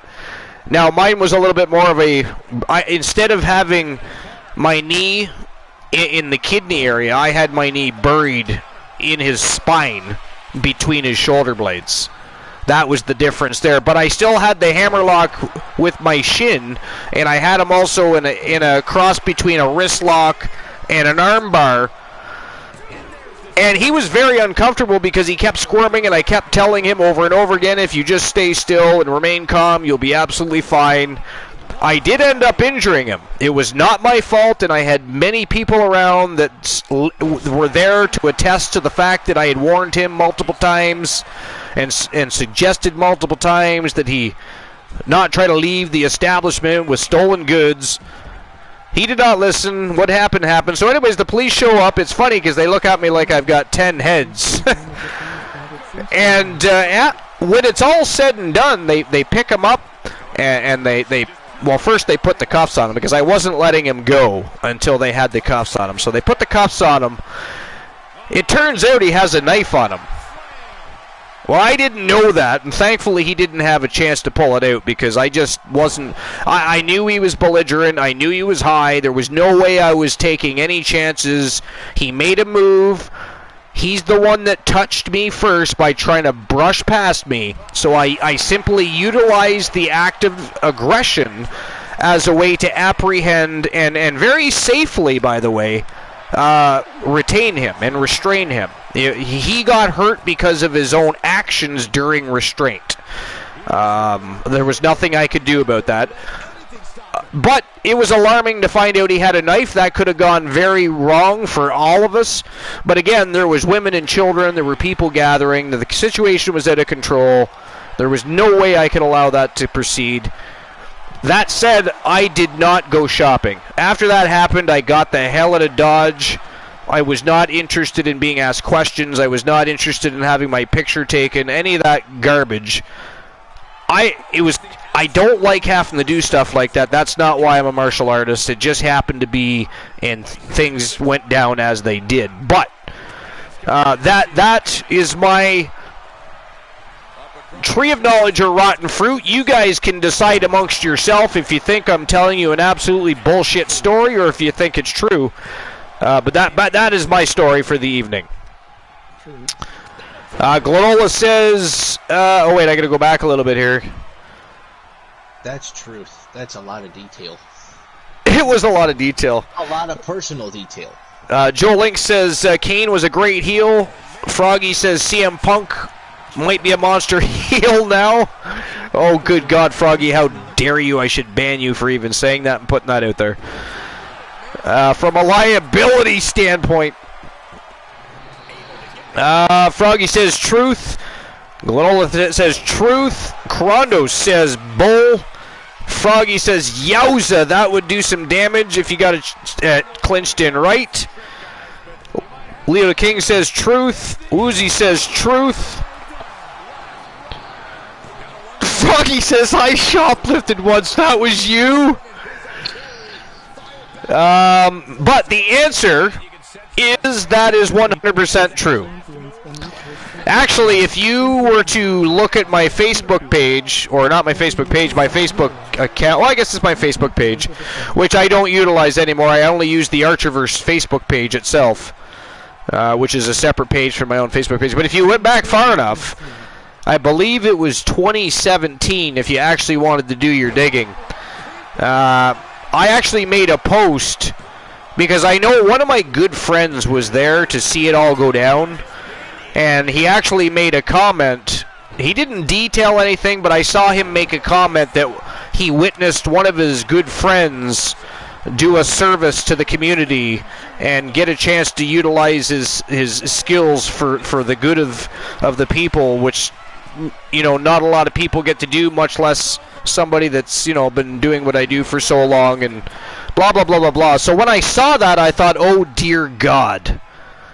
I don't want people talking about it. There was a reason I left the scene. I just did not want anybody discussing it, or I was hoping nobody that I knew saw me. Clearly that wasn't the case. But anyways, I ended up making a post about how what happened, but at the end of the day, what I did was an act of vigilantism. I don't recommend it. I'm not trying to sell anybody on the thoughts that they should do something similar. I don't, because in a lot of places that is beyond illegal, not to mention.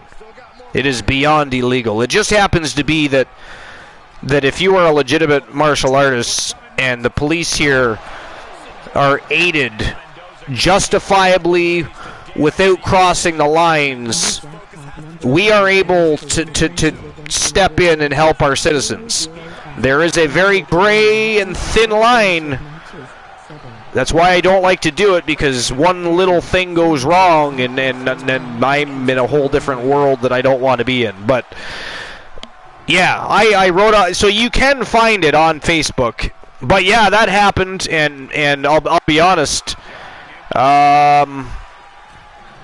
when I found out the guy had a knife, I was very shocked, and I was very blessed that nothing came of that, because I don't care how many years you practice martial arts, if you get into a fight with a gentleman with a knife, unless you're very lucky and he does not know how to utilize that knife, you are getting cut. It is not okay. It is dangerous. It is life-threatening, and I don't think that anybody should. You want to survive a knife fight? Don't be in one. The best knife defense is not to be anywhere a knife fight. Period. Because you're gonna get cut. You can go watch all the knife defense videos on YouTube you want. Listen, from a 37-year practitioner, let me tell you, you're going to get cut. Okay? Is what it is.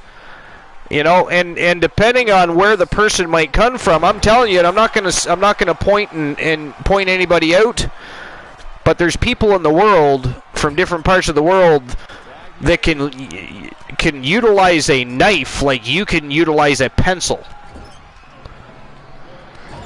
Very dangerous. But anyways, not everybody can do that, and not everybody knows how to use a knife, but do you really want a chance that your opponent is one of those people that don't know how to use a knife? And I think the answer to that is absolutely no. Absolutely no. Alright, so let's see, what did I miss? Oh, Boss Apollo, you have a tree of knowledge of rotten fruit as well. If you want to do that before your list, go ahead. Yes. Alright. But that's the end of my story. I now turn it over to Punisher. Did you have anything to add? Before we move on to Boss's. No, I do not. I actually have to get off of here for this evening. Oh, hey, no problem. Hey, appreciate you for being here. Thanks very much for your time. And you, sir, are welcome on the Archivers broadcast anytime you have the time. Alrighty, thank you much. Thank you for having me. Absolutely. We will talk to you soon, sir. And can we get a shout-out, please, like, one more time for Punisher? If anybody's already not following Punisher, he now has a universe of his own that is really gaining ground. He's got some great things going on over there. He's got some colorful characters coming into his universe, and he's got some great matches that are taking place. So definitely check him out. And thank you for the shout-outs. Appreciate it. All right, so boss, I've probably said enough about my story and what transpired during my event. You have a tree of knowledge, raw fruit, and you have a list. So I turn it over to you, my friend. All right. When I was 9 years old, me and my cousins and my uncle, we went to this lake. Sometime we went to, I don't know, it did call Lake Station at the time. So we went swimming, stuff like that. At the time, I wanted to go swimming at all. So I jumped off this raft. I think it's a raft thing next on the lake. So I jumped off of it.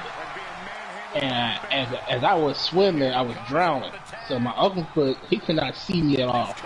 Nobody knew I was drowning. So here I'm here, just drowning and just slowly dying.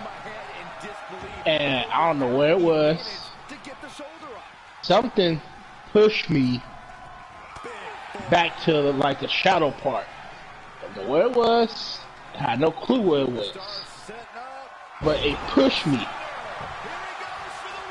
back to the shadow part, and when it did it, I was like, "Wow!" When it did it, I was like, "What the heck was that?" And I just saw a fin going back underwater. So I went to my uncle. Nobody believed me. They thought they said, "Well, you weren't drowning because we didn't see you drown." I said I was drowning, and something pushed me back to the shadow part. So the whole time, nobody believed nothing I said. Interesting. And spooky. I mean, this would have made a great. I mean, if you had been able to be on the broadcast for our last Halloween Havoc Fallout show, that would have been a great. That would have been a great story for Halloween.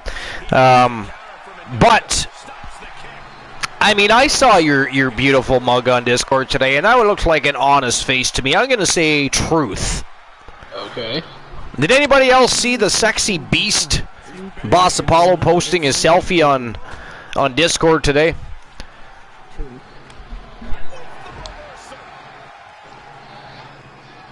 Have a great day, distinct home. All right, DC. Have a great day at school. Peace out. We'll talk to you soon. The diva from Denmark is leaving the building.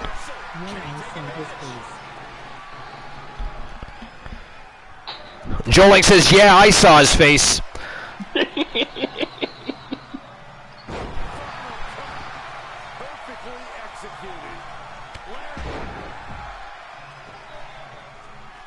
Joe Link also said he says truth.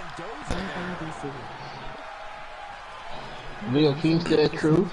DC says I'm no fucking diva. I'm just a bitch.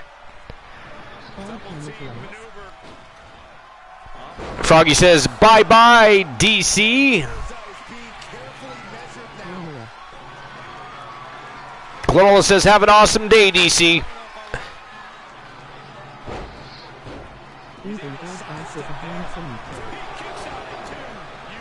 All right. So, let's just recap what everybody said here. I think everybody said truth so far.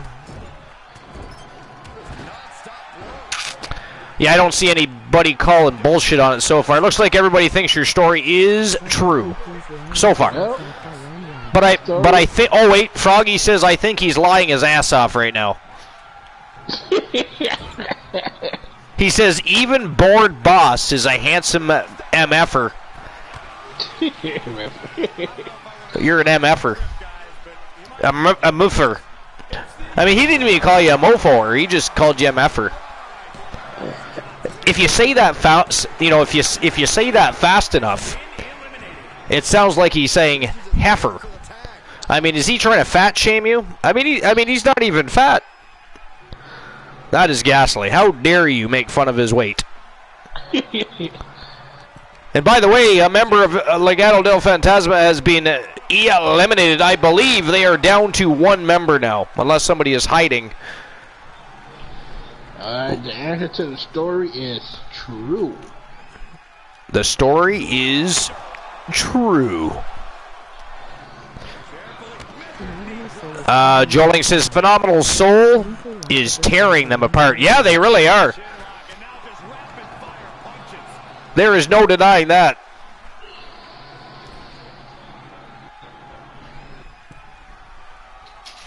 All right.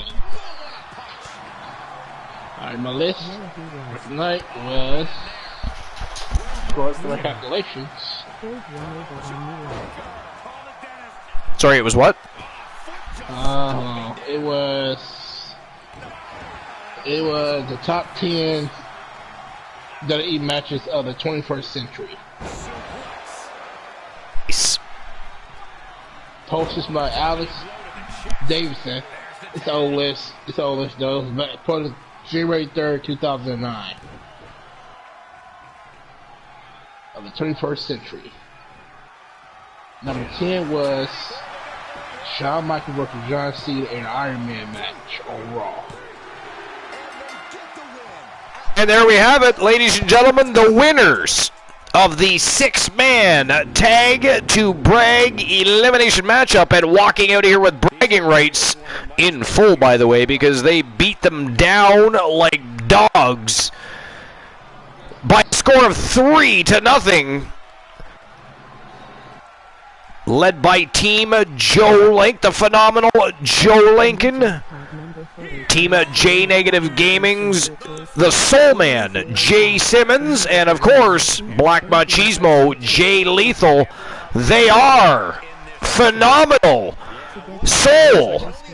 And by the way, they are also your Archerverse World Tag Team Champions. So congratulations to Phenomenal Soul. Can we get a shout out for Joe Link? A shout out for Team J Negative Gaming as well, please. No E on the negative unless it's Glenola. He already knows that.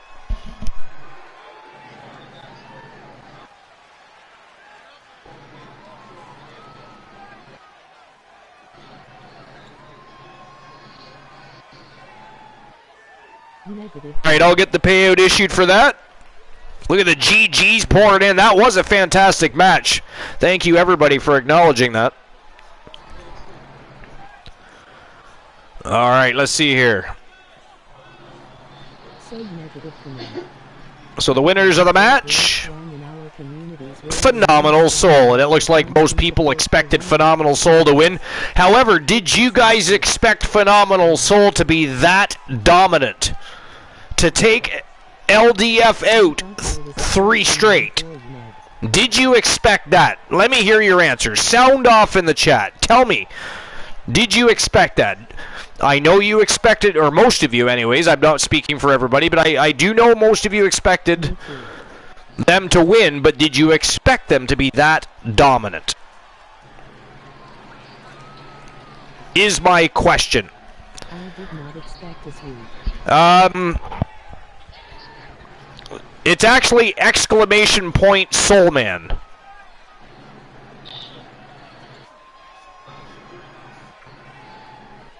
Should do the trick if you can type that in. Because he has his own. There we go. Well, that's not it either. Together we will grow strong and our communities will remain strong by our constant support. It's actually. The Soul Man is I'll show you the full thing. Soul Man. The Soul Man is a humble and kind soul that will go out of his way to either help you or enter, skipping the rest. There we go. So it's J negative. J, just a J, negative with no E, and gaming. But you can also do exclamation point Soulman. And that is his own personal shout out.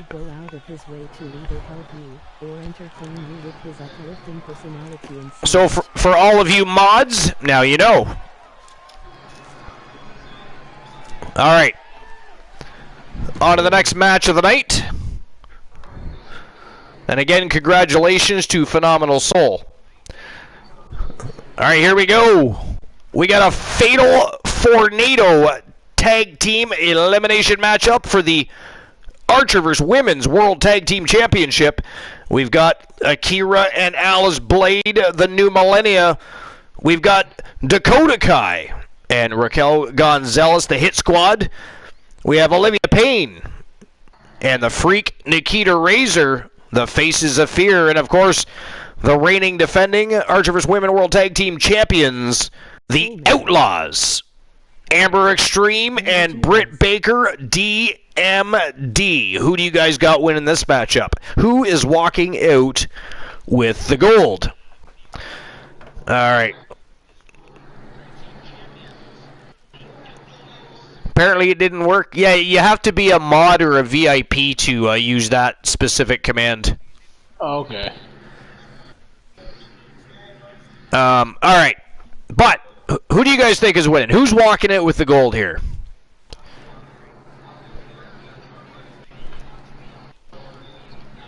Boss, what about you?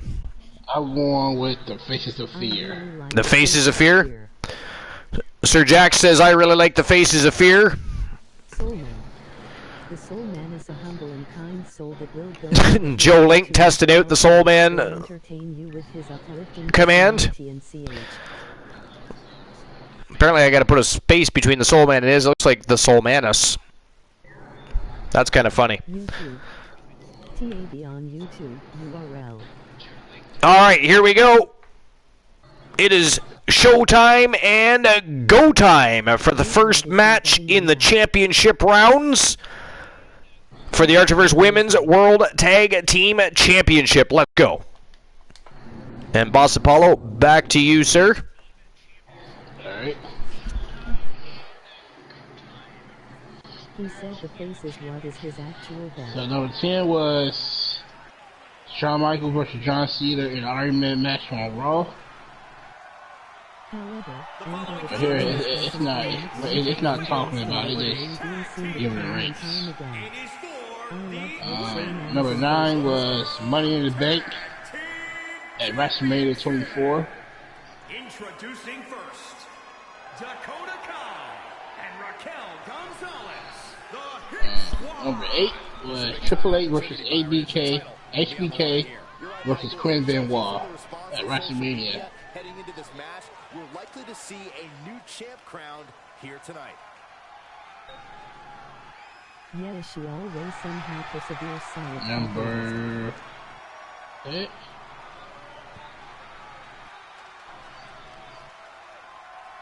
Number 7 is, this is a good match, Ric Flair versus Shawn Michaels at WrestleMania 24.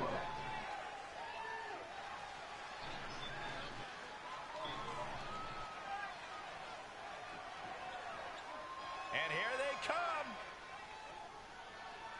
Number 6 on my list is Triple H versus Steve Austin. Best of 3 falls, No Way Out in 2001. You can tell you pick those lists where you got to click next to get to the next one. Yeah, I hate that. I avoid those. I just go to a different list.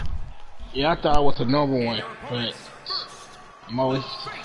I thought it was a normal list. Remember, guys, the title is on the line here in this one. And I don't remember the last time Number the 6 champ was Chris Jericho versus Chris Benoit in a ladder match in Royal Rumble in 2001. Well, them got it.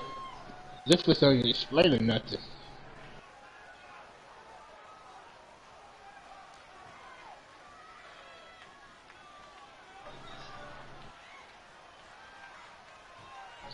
How he got? I think you should just switch lists. It takes far too long between pages. I mean, we'll be here all night. Yeah, I'm about to try the list. I don't know. Probably go to list.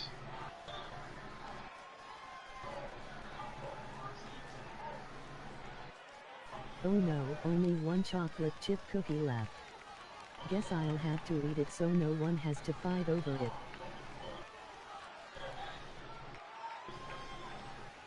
To see a complete I mean, I like a good chocolate chip cookie.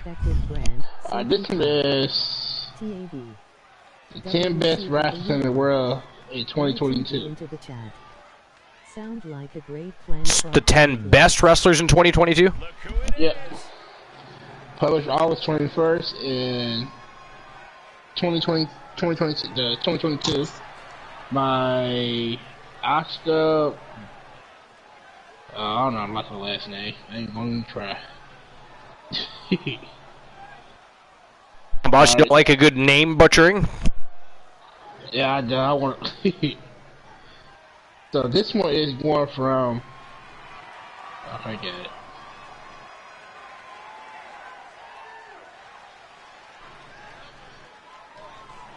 I'll split with ya. I hate iPhones. I use an iPhone myself. The biggest problem I have when you're trying to read an article is ads pop up, and it pisses me off. They do. It's like, you know what? That never happened when I had an Android phone. It was always, it was like, if anything, it would just be this little thing that you had to click to make sure that didn't pop up. But the iPhone will pop an ad up right in the middle of what you're trying to, like, not on the side, the top, or the bottom for you to click off so you can, if you need to see the rest of the page. But right in the middle, and you got to try and scroll through it, and you're trying to read the bottom bit at a piece. I hate that. Drives me insane. So I think this. So number 10 on the list was Sami Zayn. Alice Blade, the reigning defending WCW United States Women's Champion. And Akira has also been a women's champion herself. They've also been the YTD Academy, or are, I believe. I believe they are the YTD Academy Women's Tag Team Champions. It's odd that they did not wear their titles to the ring. And here come the Women's World Champions. But anyways, yeah, I hate when that happens, though. Me too. Alright, number 10 of the greatest wrestlers in 2022 is Sami Zayn. Sami Zayn's probably one of the best wrestlers of the past few years. Boss, while you're just running down your list, I'm just going to run and grab myself a quick beverage. I'll be right back. Alright, it says, whenever the corporation intends for Sami Zayn, he always wants to stand out of the line. It's safe to say, when he's in the ring, he's going to be spectacular. Sami Zayn had several amazing battles during his career, and is not expected because of his spectacular performance. It's rare for a wrestler to make his opponent seem good, but Zayn is one of those people. Number 9 on my list is Randy Orton. Every wrestler fan should be proud of Orton's legacy. It's been a treat to see Orton WWE career program over more than a decade. Orton has not only become better, he has done so well remain at the top of the wrestling world. He holds the record for most world champions ever held by a professional wrestler, behind only Ric Flair by 2 points. Wow, that's accomplished.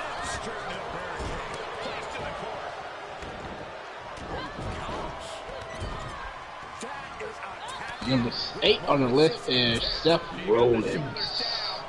Oh, Seth Rollins. My bad, y'all. This generation, one of the best wrestlers hands down is Seth Rollins. When the crowd expects a tremendous performance from Rollins, he always delivers. He never disappoints. In the ring, Rollins is a well-balanced performer who has the quickness and ability to put up a jaw-dropping move. Seth Rollins was born to be a professional wrestler. I agree. Seth Rollins is a good wrestler.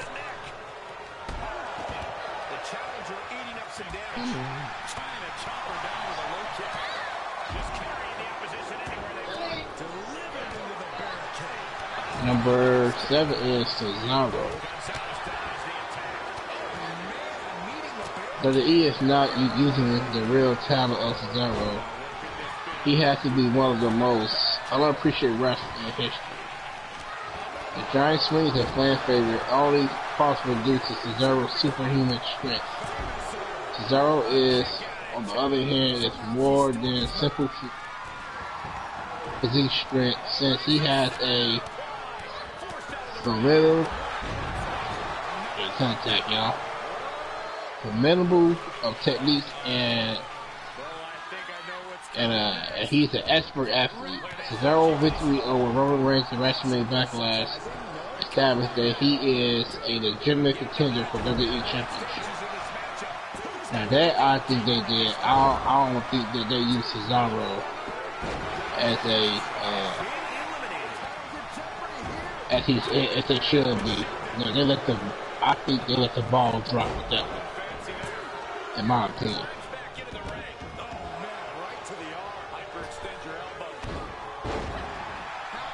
Number 6 is Kevin Owens.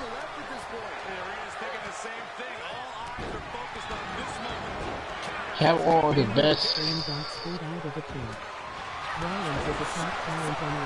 Yeah, I agree too, from these both players. I agree with you 100%. Yeah, it was a break.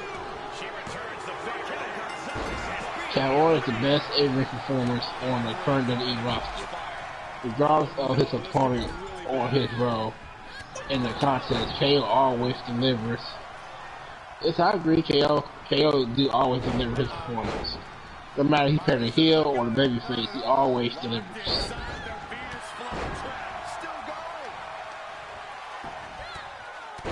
Returned. Alright. What'd I miss? Anything good? So I'll catch you up. 10 Okay. Sami Zayn. 9 was Randy Orton. 8 was Seth Rollins. 7 was Cesaro. Alright, and 6 was KO. Kevin Owens. versus RO's now in AEW, or ROH, one of the two. Both. Not sure really which. Number 5 is Roman Reigns. Roman Reigns. The current company face must be the next superstar on the list. Since he returned to the WWE at SummerSlam 2020, Roman Reigns had been put on a show of a lifetime. As a result of an epic comeback, Reigns had taken his career to new heights. Raquel got eliminated. It's impressive to have some stamina left. Joe Link says Raquel got eliminated. She did. Number 4 is my list. Right now, the referee is taking a beating at the hands of Amber Extreme. That is ghastly. Joe Link, you need to have a talk with your client, sir. What in the blue hell was that? You know, I trying to figure out. He's not in the match. Of course, Joe Link trying to distract us from the fact that that happened by reminding us that, you know, Raquel Gonzalez got eliminated. We already knew that.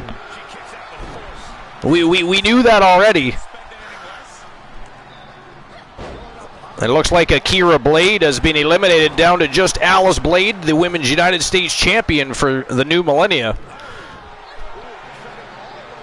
Both members of the Faces of Fear and both members of the Outlaws are intact. Joe Link says the ref broke up the pin and Amber is taking... That is not a justifiable excuse for putting your hands on an official, sir. My question is, how did they not get disqualified for that? Real. Now, if they had been disqualified, they would have retained their title. So I guess there's that. Maybe the referee was looking for the greater good for everybody else involved. I don't know, but it was ghastly nonetheless.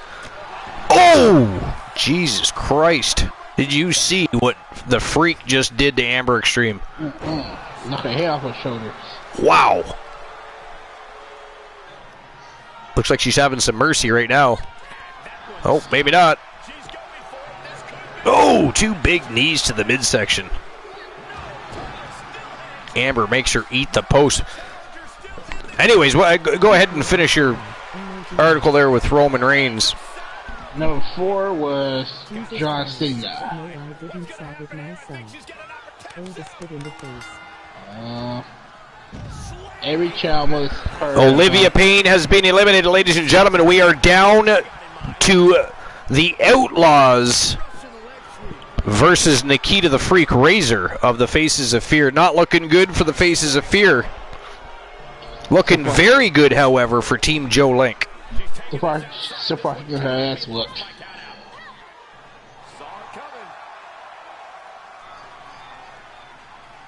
Is really proving why they are champions to begin with. I got to tell you, what a match they've had. I mean, Amber Extreme did put her hands on the referee quite violently, actually, to be fair. But they have looked very, very good in this matchup since the opening bell. So.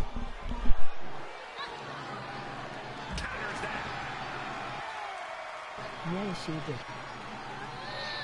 Okay, John Cena. Every child must hear about this legendary name, John Cena. He is the reason why many of us are watching wrestling.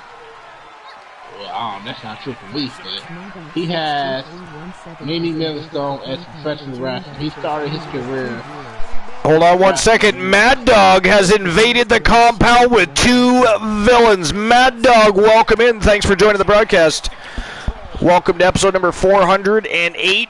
Wrestle Wars kicking off the road to the year-end show. The second annual Artiverse Slammiversary has been absolutely phenomenal so far.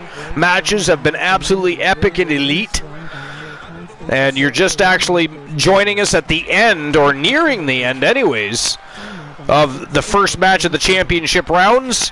And it was a Fatal Tornado tag team and elimination matchup between the Hit Squad, the Faces of Fear. We have, of course, the reigning defending champions, the Outlaws. And then we had the New Millennia, Alice and Akira Blade. Alice Blade, of course, the Women's United States Champion. But it's been a great match, but the Outlaws proving why they are the Artiverse World Tag Team Champions once again. looking absolutely brilliant in there. Amber Extreme had a bit of a setback, if you will, over at YTD Academy earlier today. But they are certainly making up for it tonight. They've been absolutely dominant, and right now they are beating down the freak Nikita Razor. And as powerful and formidable as Nikita Razor is, even she can only stand so much more of this, boss. I agree. Yeah, right after her ass whipped.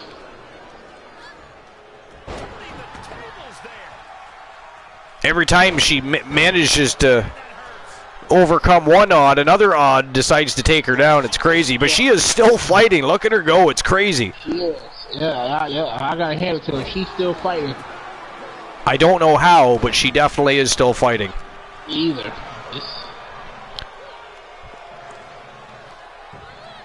Look at this. Reversing. But Amber Extreme right there. Oh! Britt Baker went to spear her, but a nice retaliation and reversal by the freak. And she's still hanging in there. It's I know. I don't know how she's doing it. Me either. That's crazy. See, her will. Oh! Big flying crossbody takes out Britt Baker. I mean, you talk about heart and resiliency. Yes. And she win this match. Look at this. Oh, shades of the British Bulldog right there. Running power slam by the freak.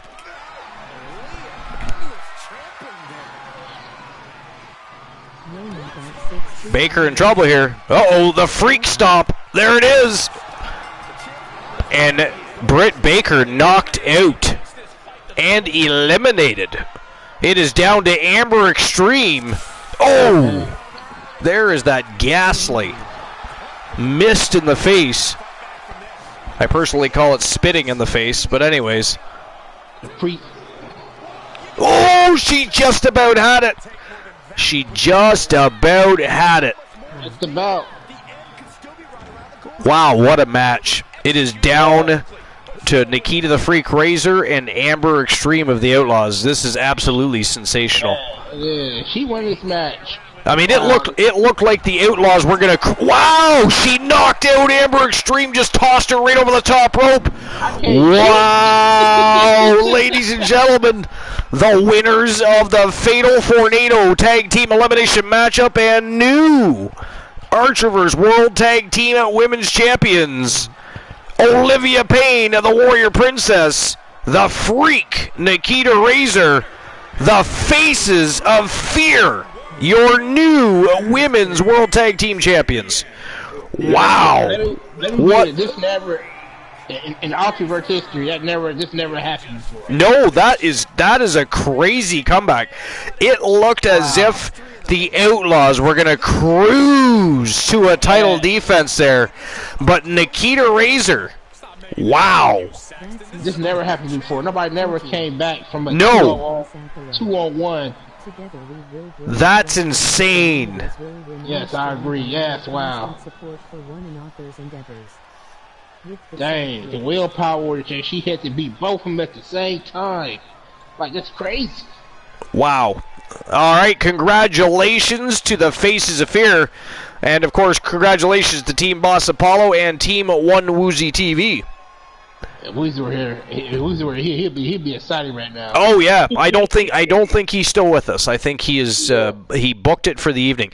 All right, ladies and gentlemen, the co-main event of the evening. It is for the Pure Wrestling Championship, and this is a good one. Look at the beasts in this one. We've got the Omega, Marshall Omega, representing the Wolfpack, the Beast Incarnate, Brock Lesnar, who had a big day over at the YTD Academy, picking up a big win over there. And, of course, the reigning, defending Pure Wrestling Champion, Prince the Outcast from Team Outcast Gameplays. What do you guys think? Who is winning this one? Who is walking out with the gold in the co-main event of the evening? Well, since Brock Lesnar is a part of Public Enemy East-South, I would have to go with Brock Lesnar. You're going to go with Brock Lesnar? Yep. I'm going to go with Marshall Omega. I think the Wolfpack are on a serious run right now, and I think Omega, since coming back, has been just almost unstoppable. And I think he's even too much for Brock Lesnar. We'll see. And Prince the Outcast, I don't know. He's never faced the likes of a Marshall Omega and a Beast Incarnate, both hungry and in the same ring, and after him on the same evening. I mean, I don't know. It's interesting. I'm going to go with Marshall Omega. Okay. I shall return. Had to go to the facilities. No problemo.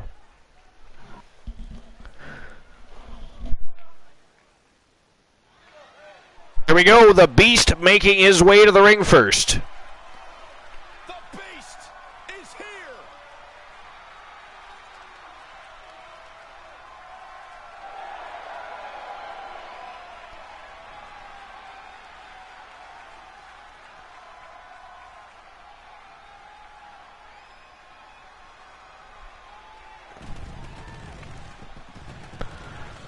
The following contest is a triple threat.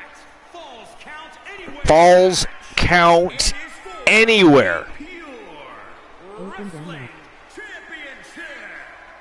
Introducing the challenger. And it is a single fall matchup, ladies and gentlemen. This is not an elimination match.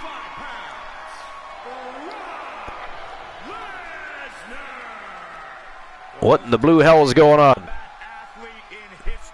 That was a strange camera cut. I mean, the lights just went seemingly darker than they should have. I almost thought somebody was trying to interfere there for a moment. I was expecting somebody to pop up right in Lesnar's face.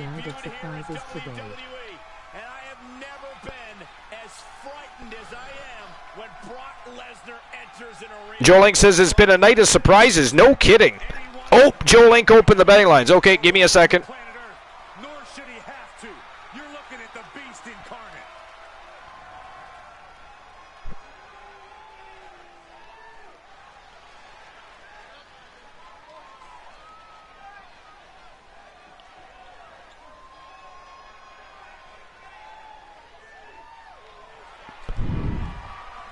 Introducing the challenger, representing. All right, so who walks out with the gold? Is it going to be Brock Lesnar? Is it going to be Marshall Omega? Or Prince the Outcast, the reigning defending champion? 5 minutes to make your bets. And there we go. The betting lines are open. Bet away, you gambling fiends.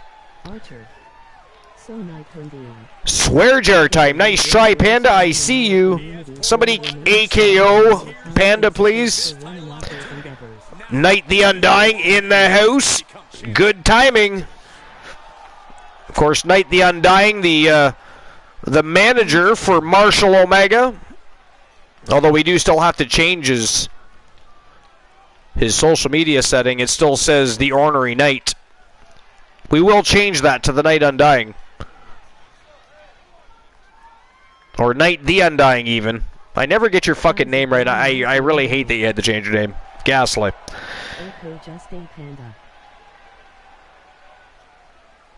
The Stream Elements timed out Panda 300 seconds.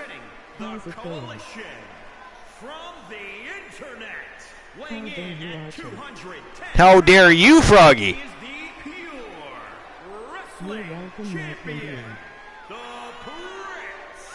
And how dare you, how dare me?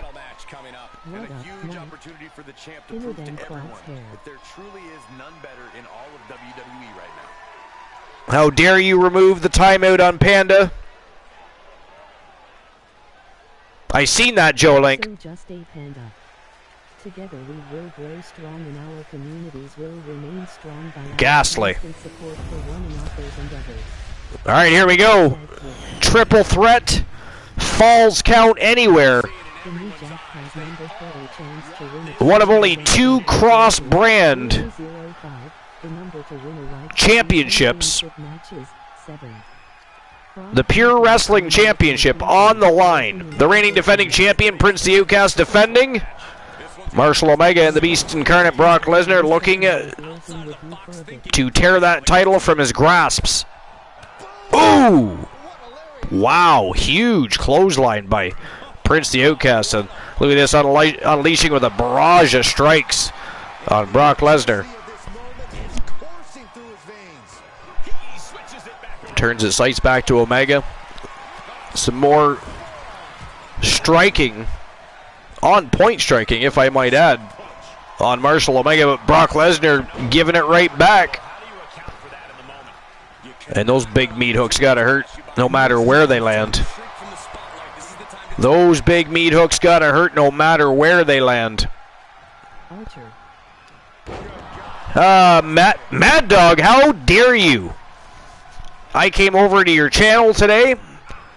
I enjoyed your stream, had conversations about your family. You know, we're supposed to be friends, Mad Dog. I mean, we got to work on our communication skills here. You're banning me from a match. That is not how friends behave. That is how villains behave. You've been hanging around with the wrong people. I told you. You got to pick your friends better. See, that's what it is. You got to pick your friends better.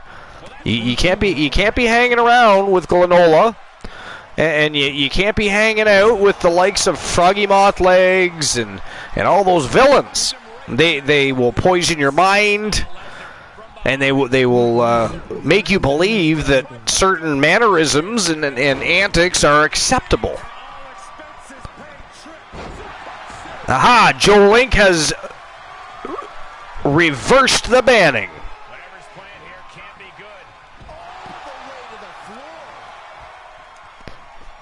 You banned me for walking, running, and driving. I mean, there is no proof of that. I do not confirm nor deny that. And after all, I mean, that even said, I mean, that is a very spiteful thing to do. I mean, come in and ban me from a match. I mean, it's ghastly. They will say to you things like, somebody ban Krondos, please. This is not funny, Krondos. Yo, Dedrick! What's going on, Dedrick? Welcome on in.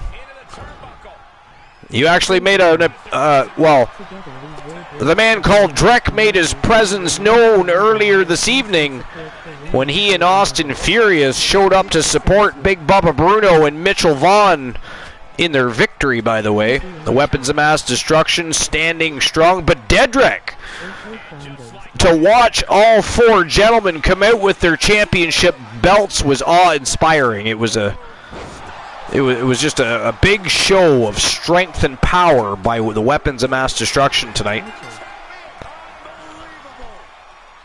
Redeem spit on the mic. So you want to join our next broadcast? Well, you can feel free to join us. Our next broadcast will be Friday night for WCW Starrcade. Mm-hmm. Who won? Now, I work until 10 o'clock, so it will be 11:30 p.m. Eastern Standard Time for WCW Starrcade this week. Wow! Wow! We turn our heads for a moment, and Marshall Omega unleashes havoc. Ladies and gentlemen, the winner of the match and new Pure Wrestling Champion representing the Wolfpack from Team Night the Undying, the Omega. Marshall Omega is your new champion. Wow. Awesome. That was insane. Huge win for Marshall Omega. And won by knockout. Won by knockout. Man, since Marshall Omega made his return, he has just been on a dominant tear. The Wolfpack got to be proud of Marshall Omega. Glenola, you got to be proud of Team Night the Undying and Marshall Omega. All right, I'll issue the payout for that. Give me a second.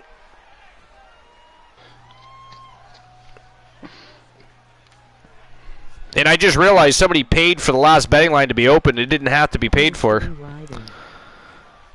Championship rounds, the betting lines are opened automatically. And we'll get the betting lines ready for the main event of the evening.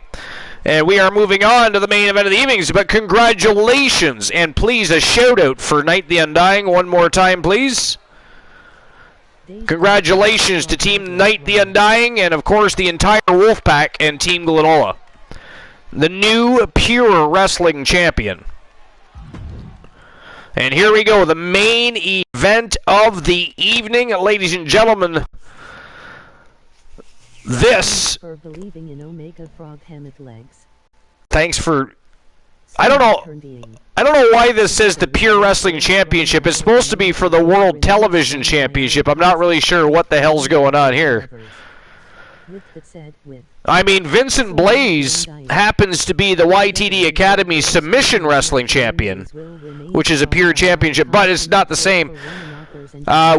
This is supposed to be for the World Television Championship.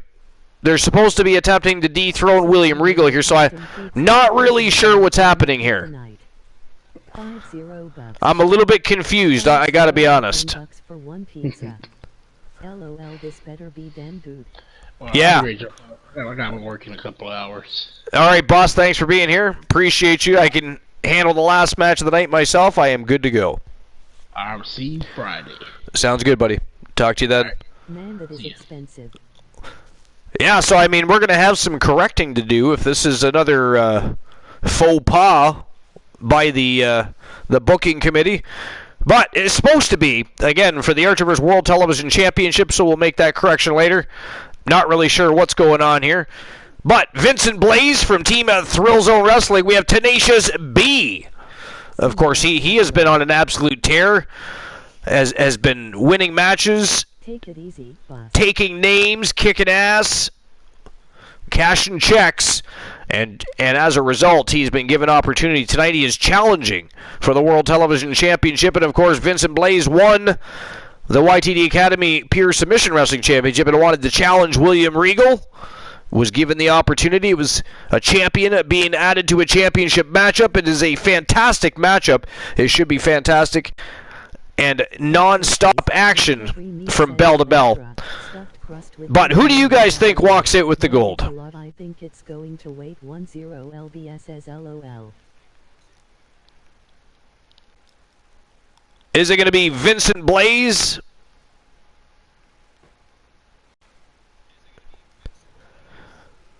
Tenacious B? Yeah, that's a hefty pizza. Or William Regal?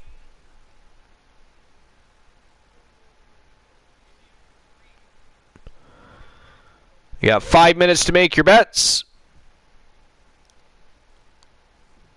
And there we go. Betting lines are open.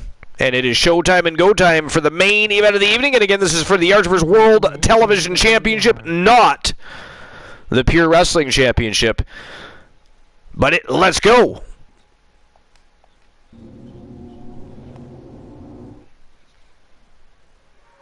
Superstar switch up.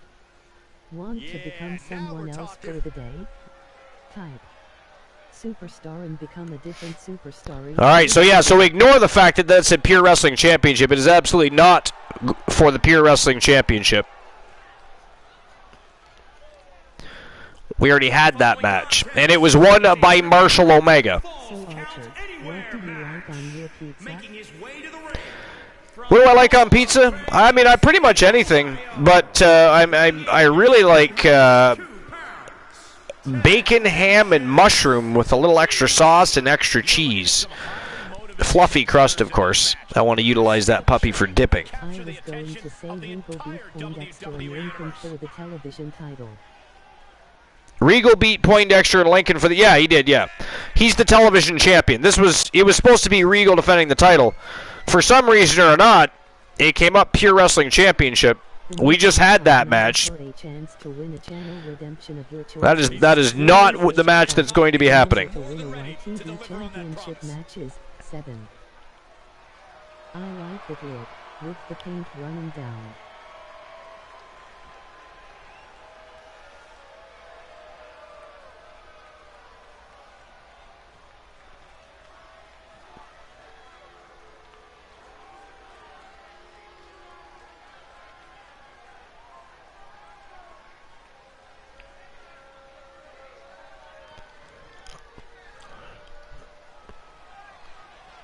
Tenacious B looking focused and ready to go. And here comes the YTD Academy pure submission wrestling champion. Weighing in at 237 pounds, the Internet's pure wrestling champion, the Savage Storm Vincent Blaze. The Savage Storm, Vincent Blaze. I heard this one backstage talking up their own work non-stop. Well, why don't they get in the ring and prove it, huh? That's what they're doing right now, Corey. Well, good. Let's see what they've got then. And again, it's not his championship on the line. Wanna go hunting? It's Wabbit season. It is also not Marshall Omega's newly won championship on the line. It is actually the Archerverse World Television Championship, which you will see in a moment because William Regal is the reigning defending champion, so he will come to the ring wearing it. It is duck season.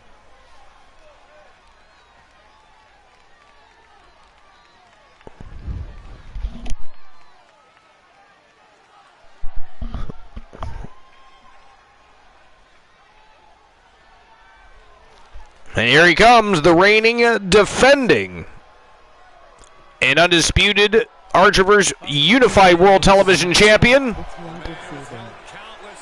Lord William Regal.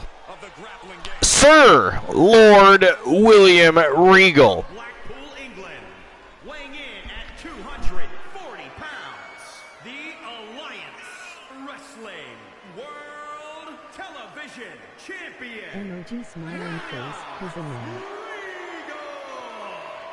William Regal is a multiple-time intercontinental Only and though I tag was team doing the champion. bit from Plus, Tedrick says he has a wabbit on his shirt. It's wabbit season. Man's man. I sure do miss that theme music. Well, I'm sure a painful lesson is planned today. Indeed, class is now in session. Sirloin William Regal. Sirloin William Regal.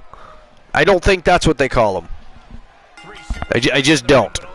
Oh! Vincent Blaze with a big knee right off the hop to Regal. A big elbow to Tenacious B. Look at that. Springboard stunner. Good God. Holy Christ, William Regal. Moving like greased lightning like he's 20 years old in there. Did you see that suplex? He is handling these young bucks with no problem at all thus far. I guess that's why he is the World Unified Television Champion. Another suplex by Regal. Dragon Screw leg whip by Tenacious B, though, who's looking to get back into the game here. Slamming the back of Regal's head off the canvas. Turns his sight to Blaze, but then right back to Regal. He's obsessed with Regal. Oh! Went to turn his sights back to Blaze. Blaze made him pay for it. Nice leg strikes.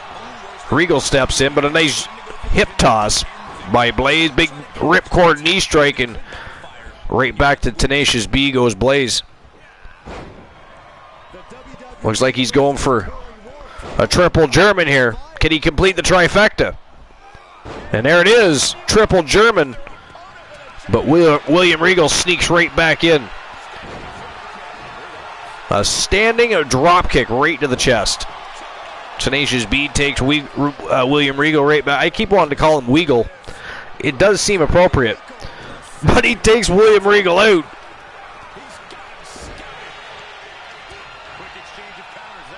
So far, this is a very, very back and forth match. A struggle for control between all three opponents. Not one of them have really had the upper hand thus far. Dedrick says, fun fact, Gabriel Iglesias is voice of Speedy Gonzalez. Yes, that is very true.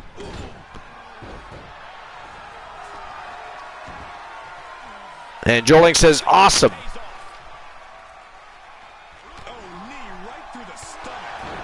Wow. Huge kick to the temple by Vincent Blaze. Tenacious B kicks out, though. Oh! Spears William Regal right off his feet. Look at that. Almost took him right out of his boots. Regal kicks out, too, though. Vincent Blaze with two near falls on two different superstars. in the last 30 seconds. That is crazy. And look at Regal go. Look at this. Blaze getting caught. Showboating. Turned his back on Sir Lord William Regal. Can you believe that? Ooh. Blaze tossed right over the top rope. Landed spine first on that unforgiving floor. Not even a 1 count though. Blaze not ready to give up yet. He kicks out. And now Tenacious B going on the attack. Wow. Switch directions. Double underhook powerbomb to Blaze. And it looks like Regal and Tenacious B are going to take their turns pounding on Blaze. And not even a 1 count again. It is unreal that this match is still going on after a maneuver that would end most matches.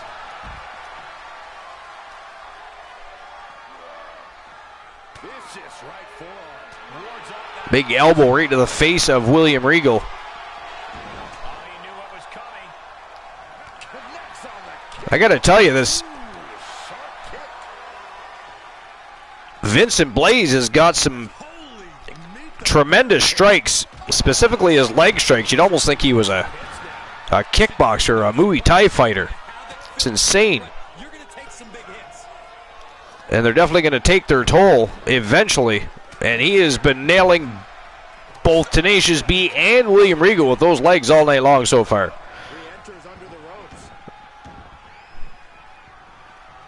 He had it scouted.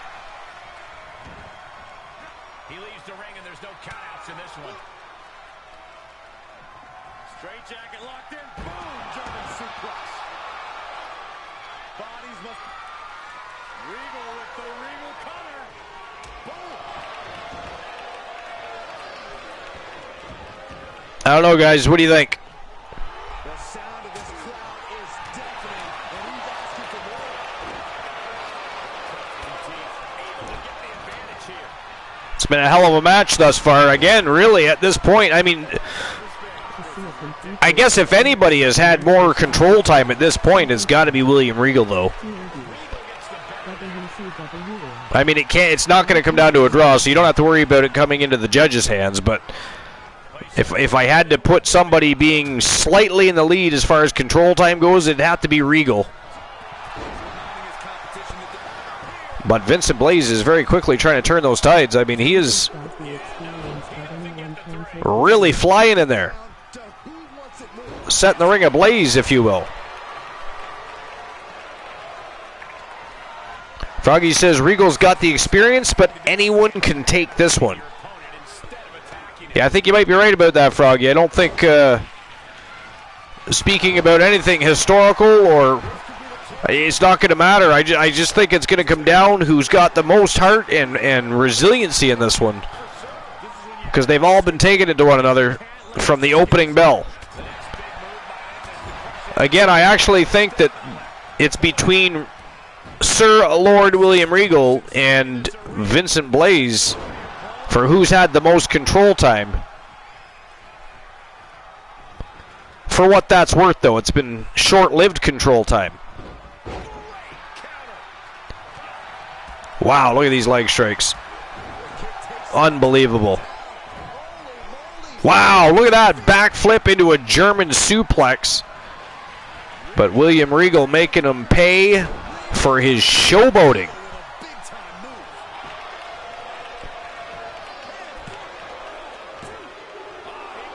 Blaze kicks out. Near fall by William Regal, and Tenacious B trying to get the attention of the crowd at the wrong time. And Regal makes him pay for it.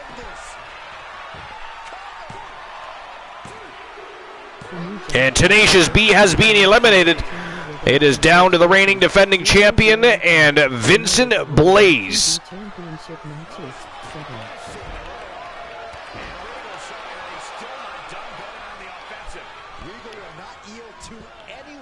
William Regal attempting to pull in all the stops here.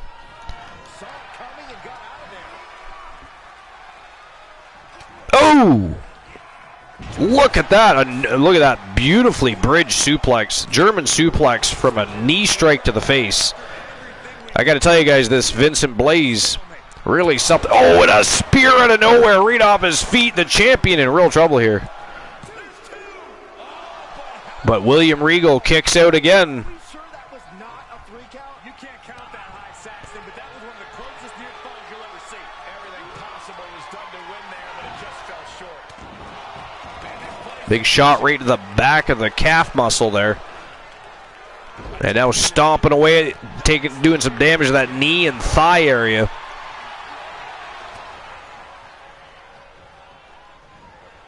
Wow, look at that. And that is it. That is all, ladies and gentlemen. The winner of the match and still the Artemis World Unified Television Champion, Sir Lord William Regal, is still your champion.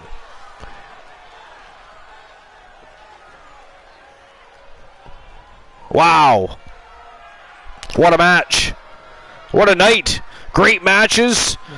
Some new rivalries that formed in YTD. Some not so new, just continuations, but a lot of great matches that happened tonight were a direct result of things that transpired over at YTD Academy earlier today. It was a great evening.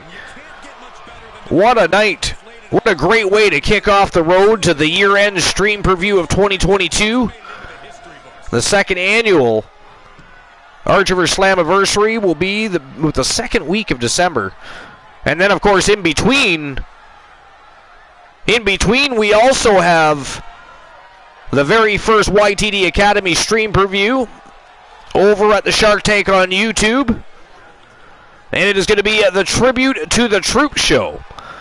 And it is going to be absolutely epic.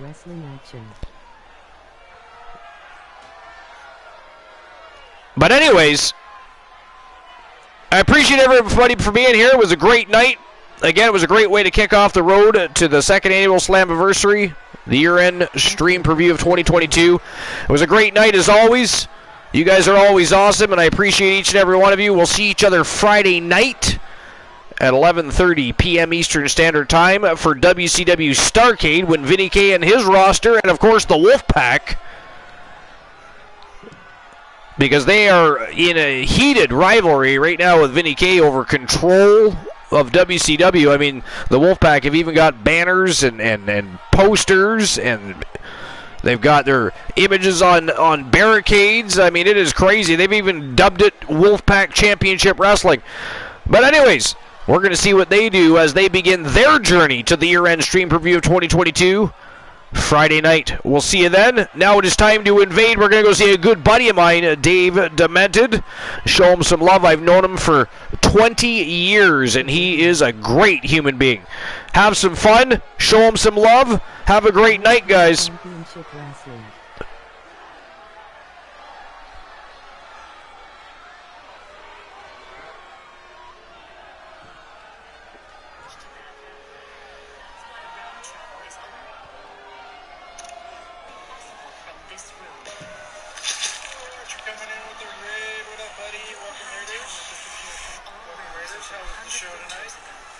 Giants vanished.